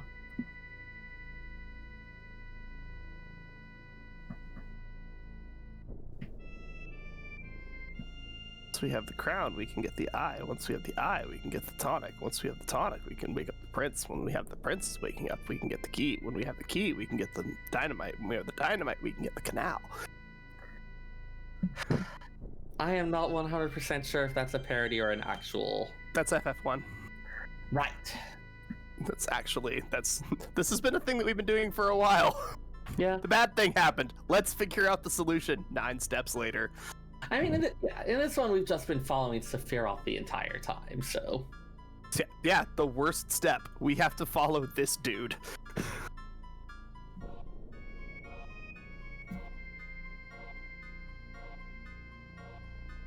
Because, yeah, This this is gets... I was going to say, this theme has a lot of different moving parts to it. Yeah. Yes. It gets used as a world map theme, so it kind of needs to. Mm-hmm. It's one of those things where, like, a world map theme often contains elements throughout the game, because it's kind of like here's this big overarching thing of this game. There's also a certain piece of your world map that you need to go, I haven't heard this part before. That means I've been walking for a long time. And then you get to a town you've never been to or whatever. North Cave is just massive. Just a massive world map theme. There's that little, like, that's vaguely reminiscent of the stuff from those chosen by the planet. Like the choral sections. Yes. I mean, this, both in the North Cave and on the world map, this is the part where, like, Sephiroth's true aims have come to light. Where he's become this hugely dominating force in what's going on. This is no longer about stopping Shinra, there's a bigger threat. Aliwitz actually in the chat just mentioned it has the echoes of the song Edelweiss. Huh. Oh, the previous song. Oh. Yeah. Yeah, as we were talking about Buried in Snow. Right. Yeah.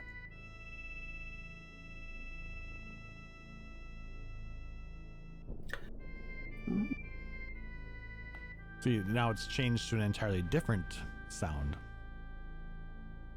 Mm-hmm. Also, I think some of it has to do with as we get deeper within the cave. Which, I mean, it's going to play... you're saying there's, like, multiple ones built into it. Like, back with FF6 when we had the Dancing Mad, which would transfer to a different part of the track. Yep. I got it. I see what you're saying. At least I think that's how they run this, because it'll play certain parts of the theme on this level, and then as soon as you find the next part, then it'll kind of move on to the next. Mm-hmm. Or in certain fights within the game, like I said, it'll transition into the next theme. I mean, we see that a lot within Final Fantasy XIV. Yeah, you've got, like, kind of that high-pitched, almost reedy bit, which, again, on a synthesizer and all, but it feels kind of reedy, and it's kind of like this almost, like, lonely, plaintive thing, and then you start having, like, this oppressive underpart coming in.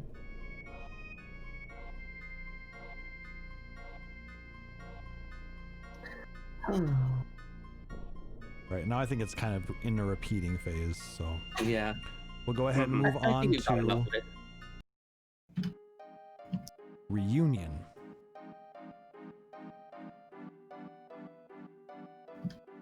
That is a very loaded word in the plot of FF7. Yeah. Yeah, especially based on what happened 5 minutes ago. Well, more than that, but This is what plays when the Shinra finds the Promised Land. And when we find Sephiroth.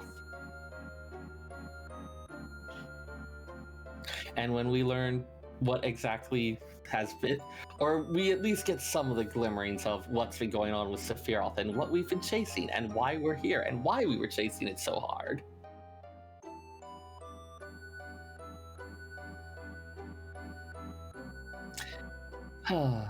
That was one of the things that much later on when I actually worked out what it all meant, I was like, I wish this bit had been localized a little better because it wasn't really clear until like multiple playthroughs and rewatchings.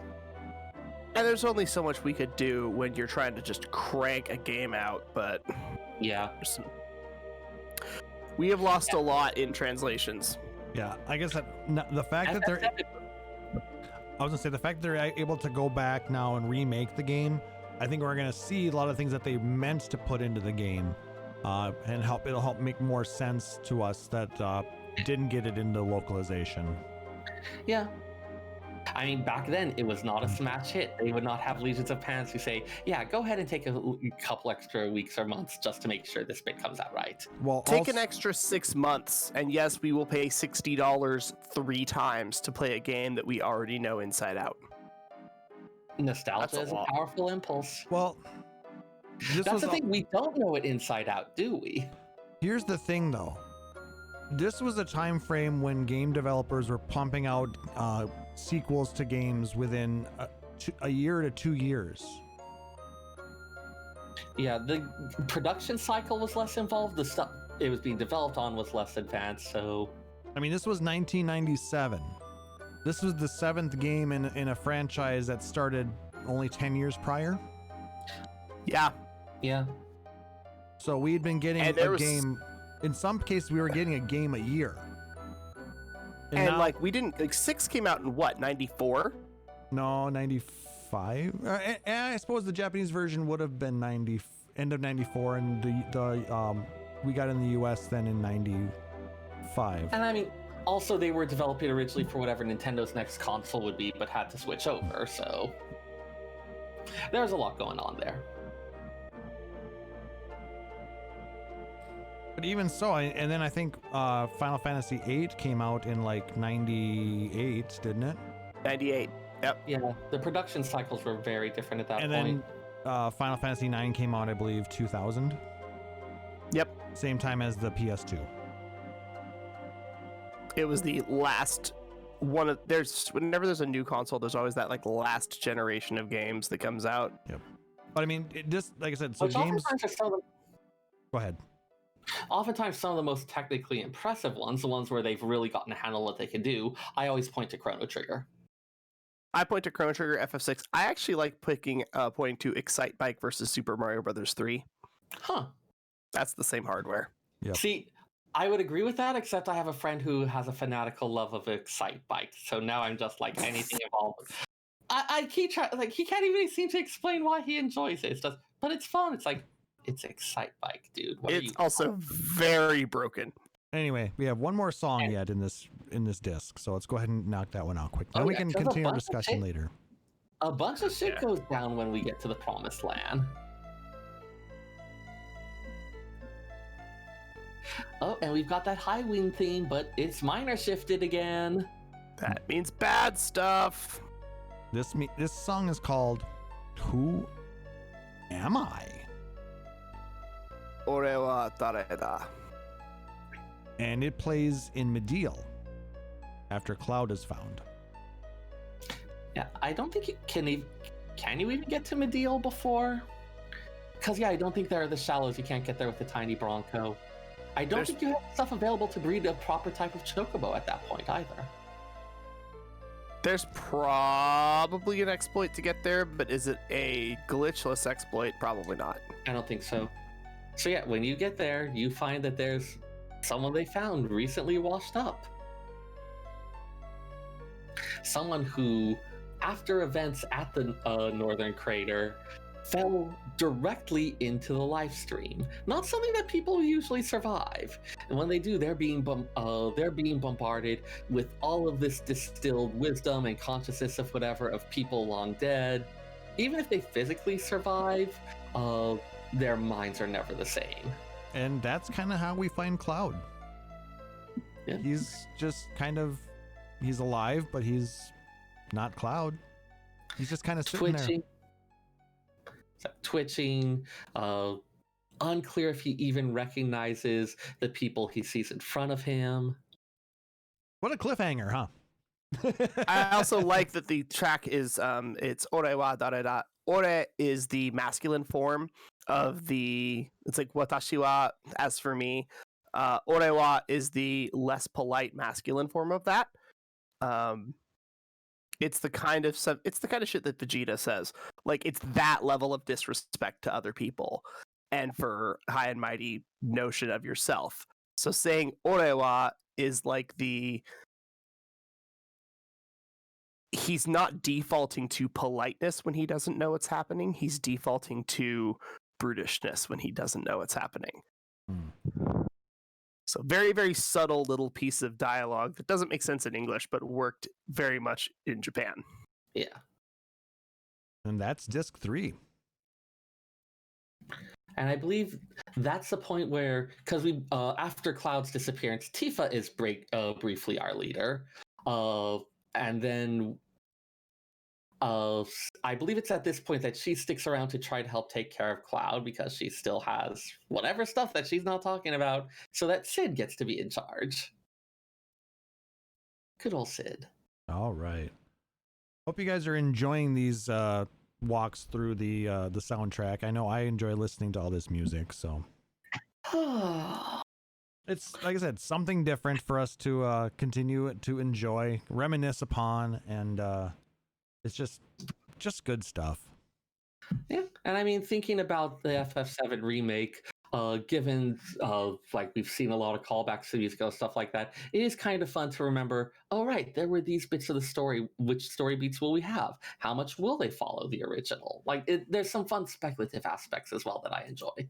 Yes. A lot of things about the remake is, yes, they get to put in stuff that they always meant to, or fix the thing that localization didn't get.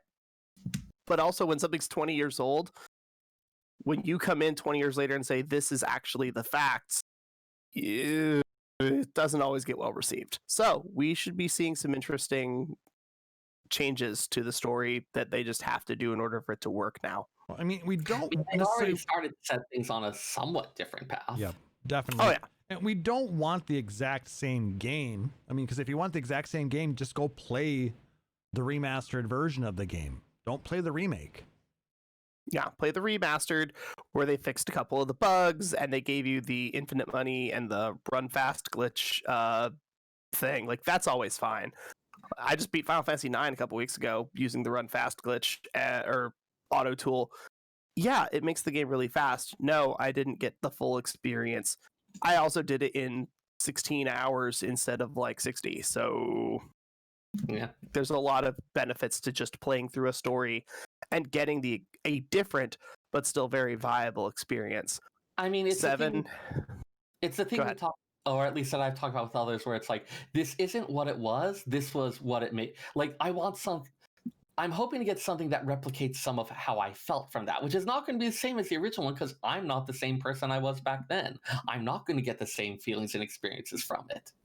It's also very subjective. Your experience and my experience and somebody who's brand new to the franchise are all going to have very, very different opening points. Friend of the podcast, Lancetti Luminaire, her first game was Final Fantasy X. And boy, does she hate Final Fantasy VIII. And she's hit or miss on 7. And she does not understand how 5 works. Because she started on 10.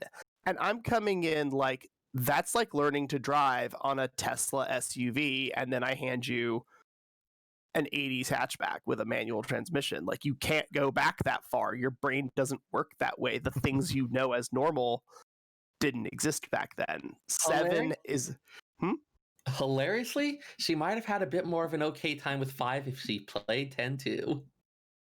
but her issues with 7 is that it's in the middle, where it's just old enough that you have to stat crunch, that you have to look through things, that it's very menu heavy in a lot of sections. And it's also just modern enough that it's very story driven and it's very visual. And so she's like, what do I do? Like, I'm not sure which side of the line this game is on. And it's just early enough it can be both, that there's a couple of missteps in the original game that no game is perfect, but 7 by and large is loved by a lot of people. And you get 10 people in a row, they're all going to say, oh yeah, it was a perfectly fine game. And they're all going to say so for a different reason. Yeah. Tis true. This is one of the most fun soundtracks that I've gotten to listen to. Like, it's just, I've listened to all of them like a bajillion times because I love Final Fantasy music. I've played the games. This one, focusing and honing on it, you can now see stuff and hear stuff that you didn't when you were just trying to not die and freaking out that you have 0 Phoenix Downs right now. I don't have that problem with headphones on at 8:30 on a Saturday. So I get to experience the music in a different way. Yeah, I mean, because also when we were originally listening to all this music, it was coming through crappy TV speakers. Those little 1-inch tweeters next to the volume button on the TV that didn't have a remote control because we were 10 years old and the remote control was telling us to go change the channel. Yeah. Yeah. Now we get really nice headphones playing through amazing computer systems. I had the old ones that had rabbit ears on them. I didn't use them for anything because I was playing video games, but you needed that special connector box with the little switch thing. Yep, the little channel 3. RF changer. RF changer, the little Y plugs you'd have to actually get a Phillips head and screw down into the back of your bunny ears. I remember those. Yep. God. We're old. Meanwhile, let me just grab my phone and download the first 3 Saga games for $15 while we're talking. Yep, and then I can tell Alexa to go ahead and change the channel for me. And Also, after that, I'll get my phone to tell me where I am, and it will talk to space to do this. and then you can also order some food to go. Yeah. And it'll be at your door in 35 minutes. And once I get bored waiting for that way too long time, I can look at some cat pictures. Phenomenal cosmic information. Pictures of cats playing a piano. I mean, give the people what they want. And And on that bombshell, That's going to do it for this episode, I think. You know exactly where I was going with that. I'm helping. I'm helping. I mean, unfortunately, okay, before we get into the outro, honestly, this is the last episode of 2020. Do you want to spend a few minutes kind of reminiscing about it? Yes. I mean, 2020 started great. Did it though? Yeah. Yes. Yes. I thought 2020 started pretty well. I'm not talking March. I had I'm talking 12 January. grand in my bank account. I had plane tickets to Nagasaki. I packed everything I owned. I sold all of my stuff. I got my dream job for the 3rd time. I was going to go rock this thing and it was going to be great. And 3 weeks later, Alleywits had to spot me $1 because my debit card declined at Little Caesars for my $5 pizza. Remind me to find my manager essay about the destructive myth of the dream job. It was my year personally has been weird. My year in 14, obviously very weird. I kind of had to say goodbye to 14 because I knew I was moving and I was going to be busy. I was going to be in a new city. I was going to have a new job. I was going to be in a different country. I was going to be broke for a while. I had to say goodbye to 14, but I wanted to still be part of the podcast. And Klauss and I kind of talked about like, well, we were going to be switching it more to a Final Fantasy podcast and less of a Final Fantasy 14 podcast. So it should be fine. And then, 3 weeks later, I'm back with the clothes on my back and nothing else. But I was still going to be able to be part of a podcast. but I also didn't know what that was going to mean for my character for the rest of 5.x. I didn't know if I was going to be able to finish out Shadowbringers before the next expansion came out. We thought that we were all going to meet again in San Diego for FanFest in November. Yeah. I thought I was going to FanFest and then Melbourne, Australia, back to back. I was going to KuboCon with some friends. Yeah, how'd that go for you? Yeah, it went great. I've never been to Australia. There's been so many things. You did get to go to a KuboCon though, at least, right? I did, sort of. So I actually bought the tickets for the Final Fantasy VII Remake because they went on sale before I had gotten the confirmation that I had gotten the job. And I was like, it's $45. It was a launch party for FF7 Remake, which of course the game got delayed. So we just had a launch party for a game that wasn't out yet. So it was just fun. But we were like, hey, let's just do it anyway. We already have the venue. We can't get a refund. Screw it. So thankfully I still had those. So because I was back, I was able to go. So you had that, and that all happened fortunately before the world fell apart. Before everything started going sideways. But for anybody that has missed the long version, the short version is if my plane left Tokyo 2 hours, literally 2 hours later than it did, I would still be there. I would not have been allowed to leave. I missed the cutoff of leaving the country by the length of a podcast. Wow. I took off in Tokyo. Nothing was wrong. I landed in Manila. Yeah, I landed in Manila and everybody was acting weird. I tried to take off in Manila and everybody was scared shitless. I landed in Vancouver, British Columbia, and nearly got thrown into a hospital for 2 weeks. That was a 14-hour process from door to door. Oh, while you're up in the sky, the world changed. So, 2020 has been weird on me personally.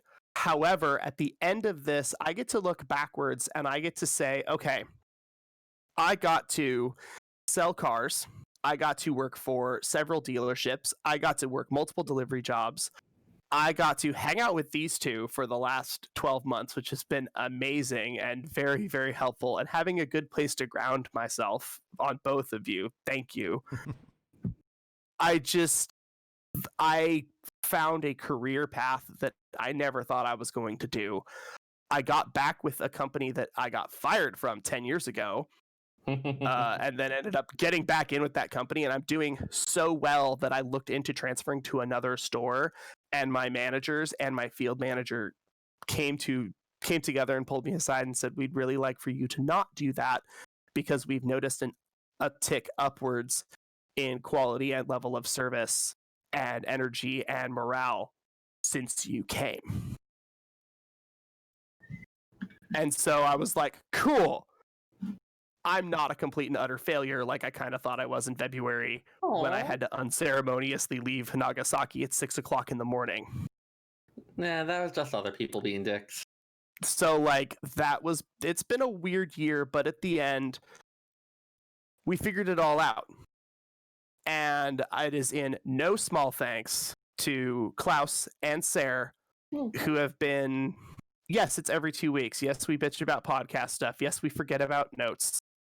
That kind of stuff. But it's the fact that there's always been you two every 2 weeks reminding me that there are other people other than the voices in my head that's telling me I can't.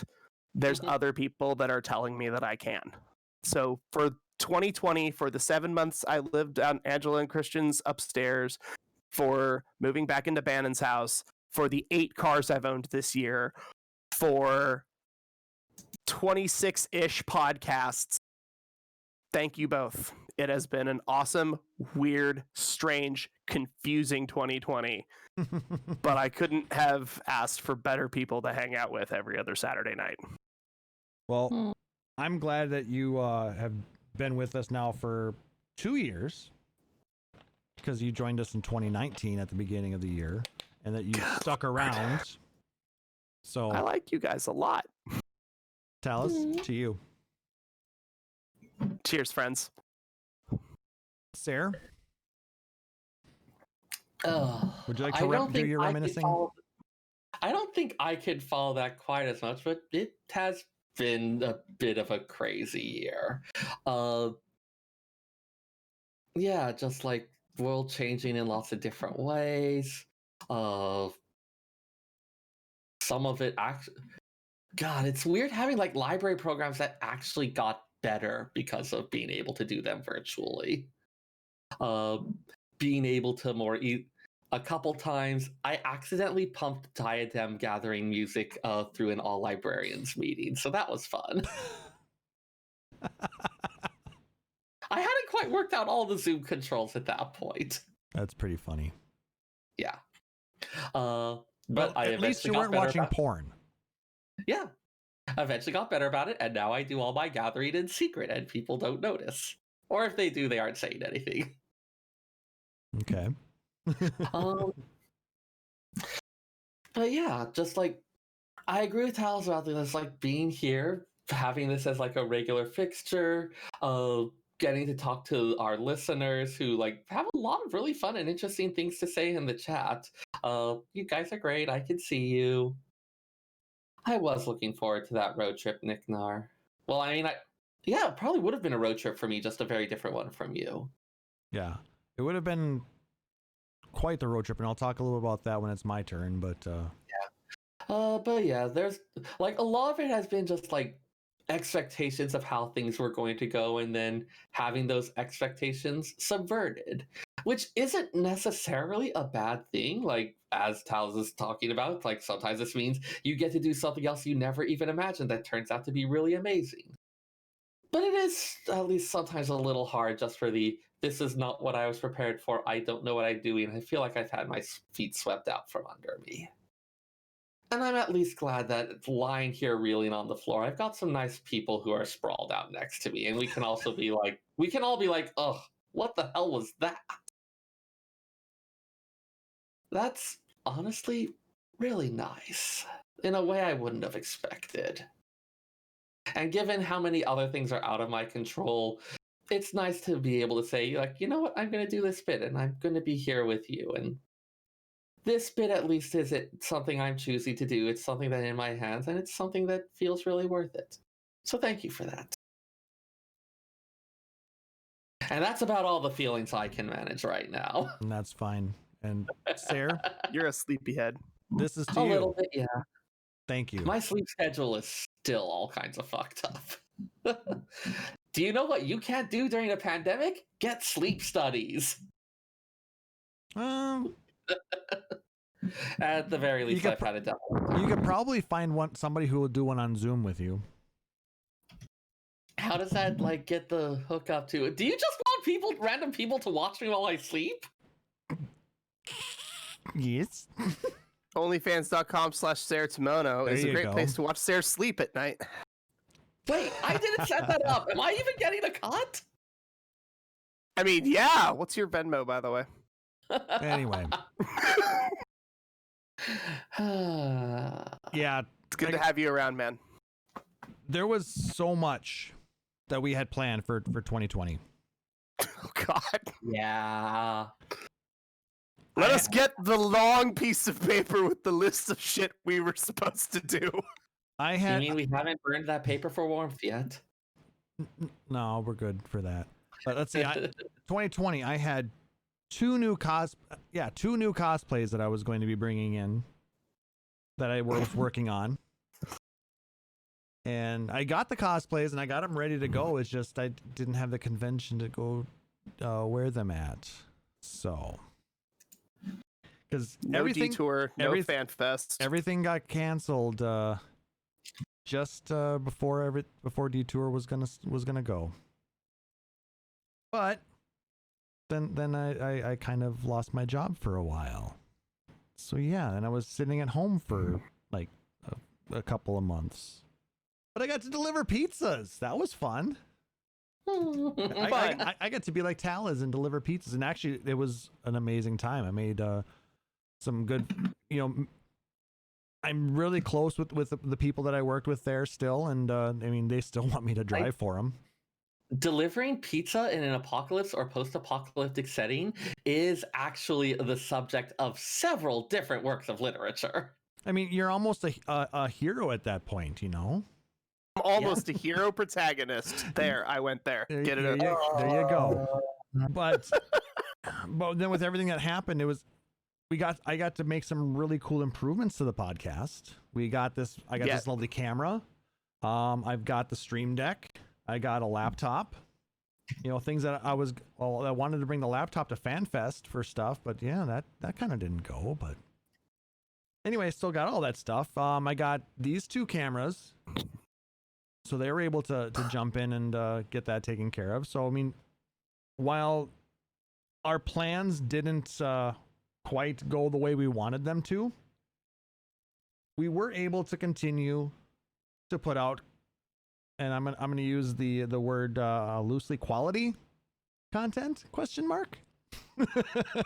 We were able to put out content. Let's go with that. Yes, was it quality content? I hope it's quality content. I hope you guys have enjoyed what we've been doing the last 12 months. Well, most of it. I mean, we did miss 2 podcasts this year, I think. 2 or 3. It was fine. I think it was only 2 actually, but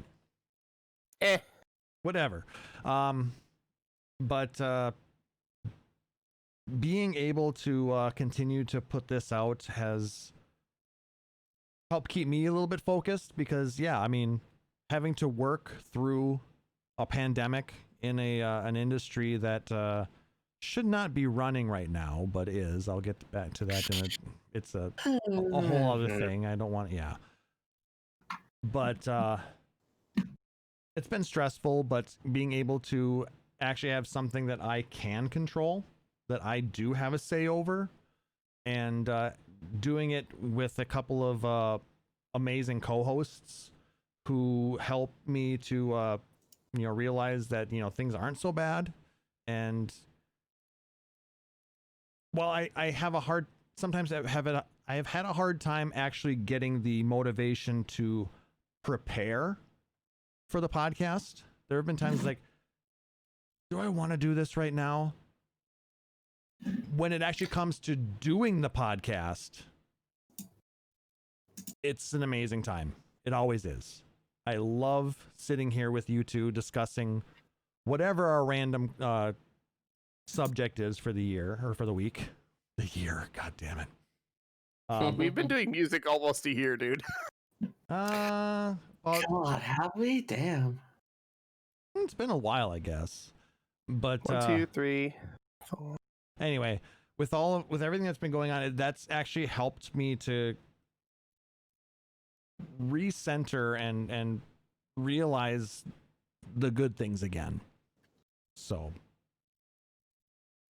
making this keeps me sane, keeps me happy, and reminds me of the good things out there. So to everybody out there listening on the podcast, everybody live here at Twitch, to my co-hosts, thank you. Thank you for the last 12 months. Thank you for making 2020 bearable. And thank you for continuing to support us.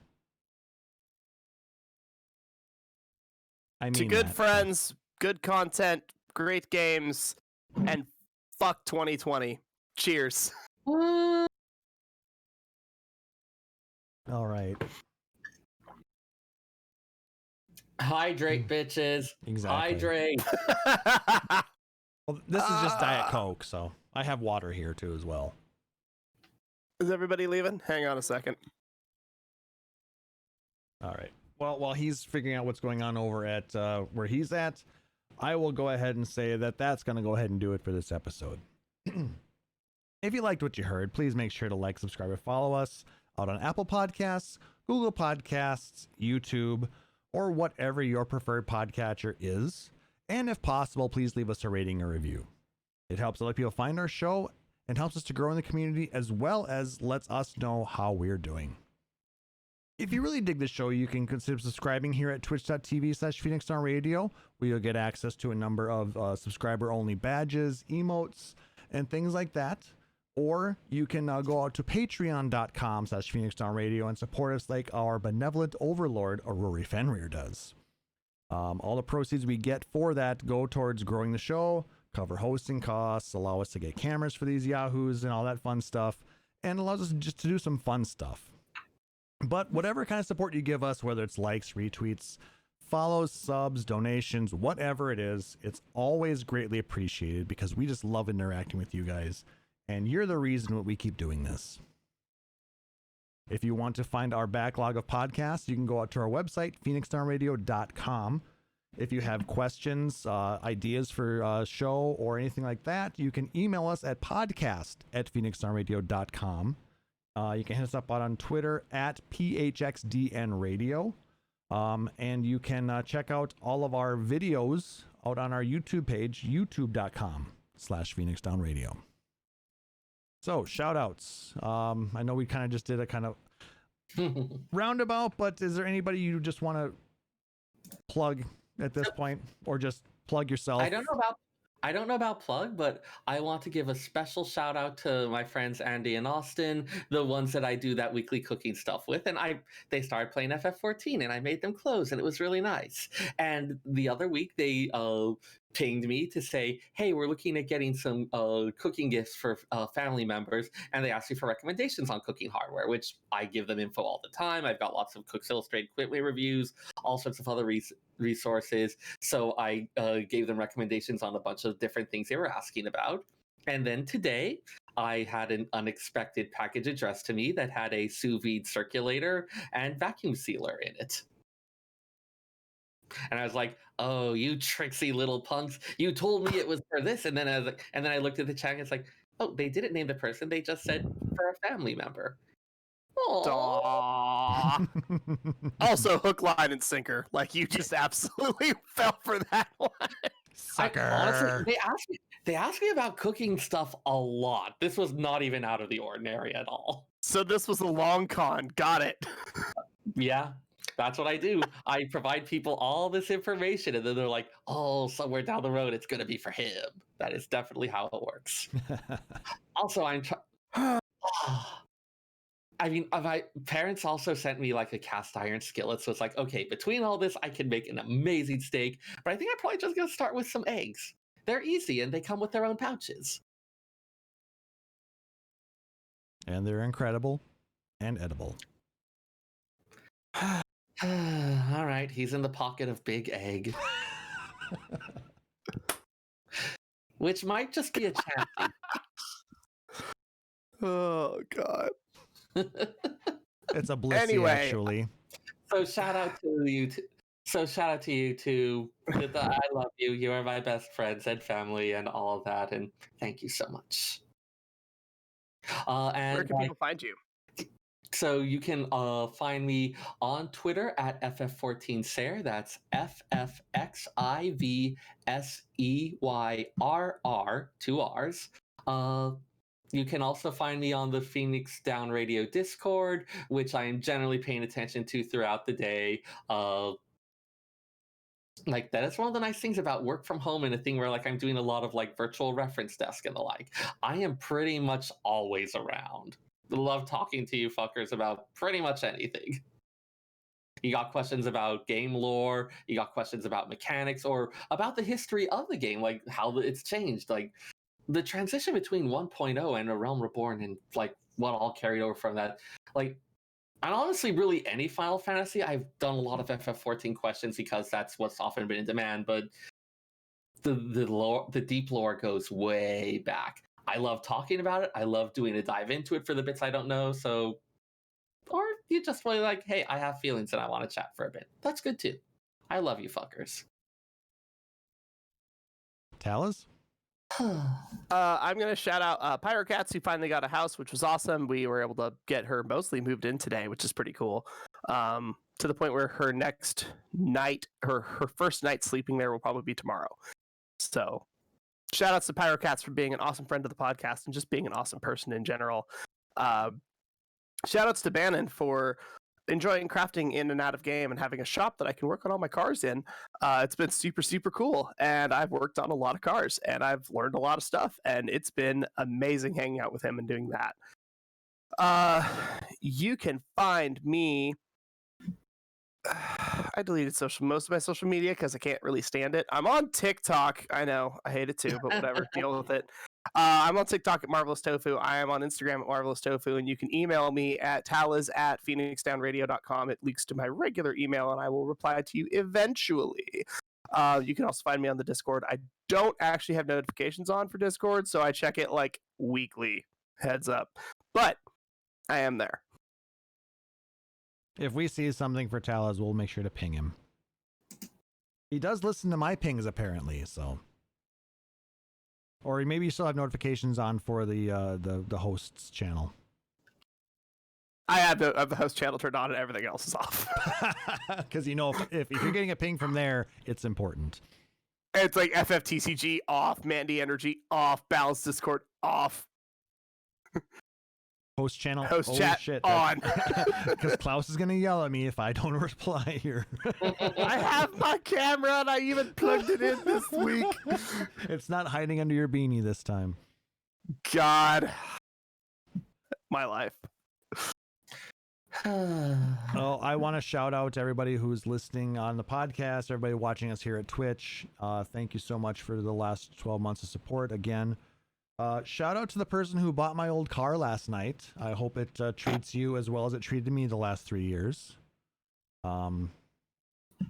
Shout out to friends and family. This is the time of year, you know, when we're hopefully going to be able to see some of your family.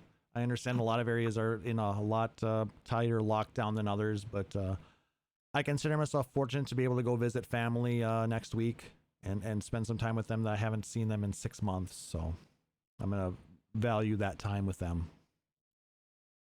So shout out to family and friends, and hopefully you all have a safe and prosperous holiday season, and I wish you all an amazing new year. So for my hosts, Seyrr Timono, for Taliz Marvelous, I'm Klauss Nightbringer, wishing everybody a Merry Christmas, a Happy New Year, and an amazing start to your 2021. We will see you next year. You guys all take care. Phoenix Down Radio is a production of PhoenixDownRadio.com and Illusion Productions. Final Fantasy XIV and Eorzea are trademarks of Square Enix. In-game content for Phoenix Down Radio is the copyright of Square Enix. Opening music for Phoenix Down Radio is provided by Guilty Gear Rock You. Check out the Metal Chocobo theme cover and many other music videos at youtube.com/Guilty Gear Rock You. Closing music for this episode is provided by Guitar Wanker 90. Please check out their full version of Matoya's Cave and other rock video game covers at youtube.com/Guitar Wanker 90. The views and opinions expressed in this episode are those of Phoenix Down Radio and its hosts and do not reflect the views of Square Enix.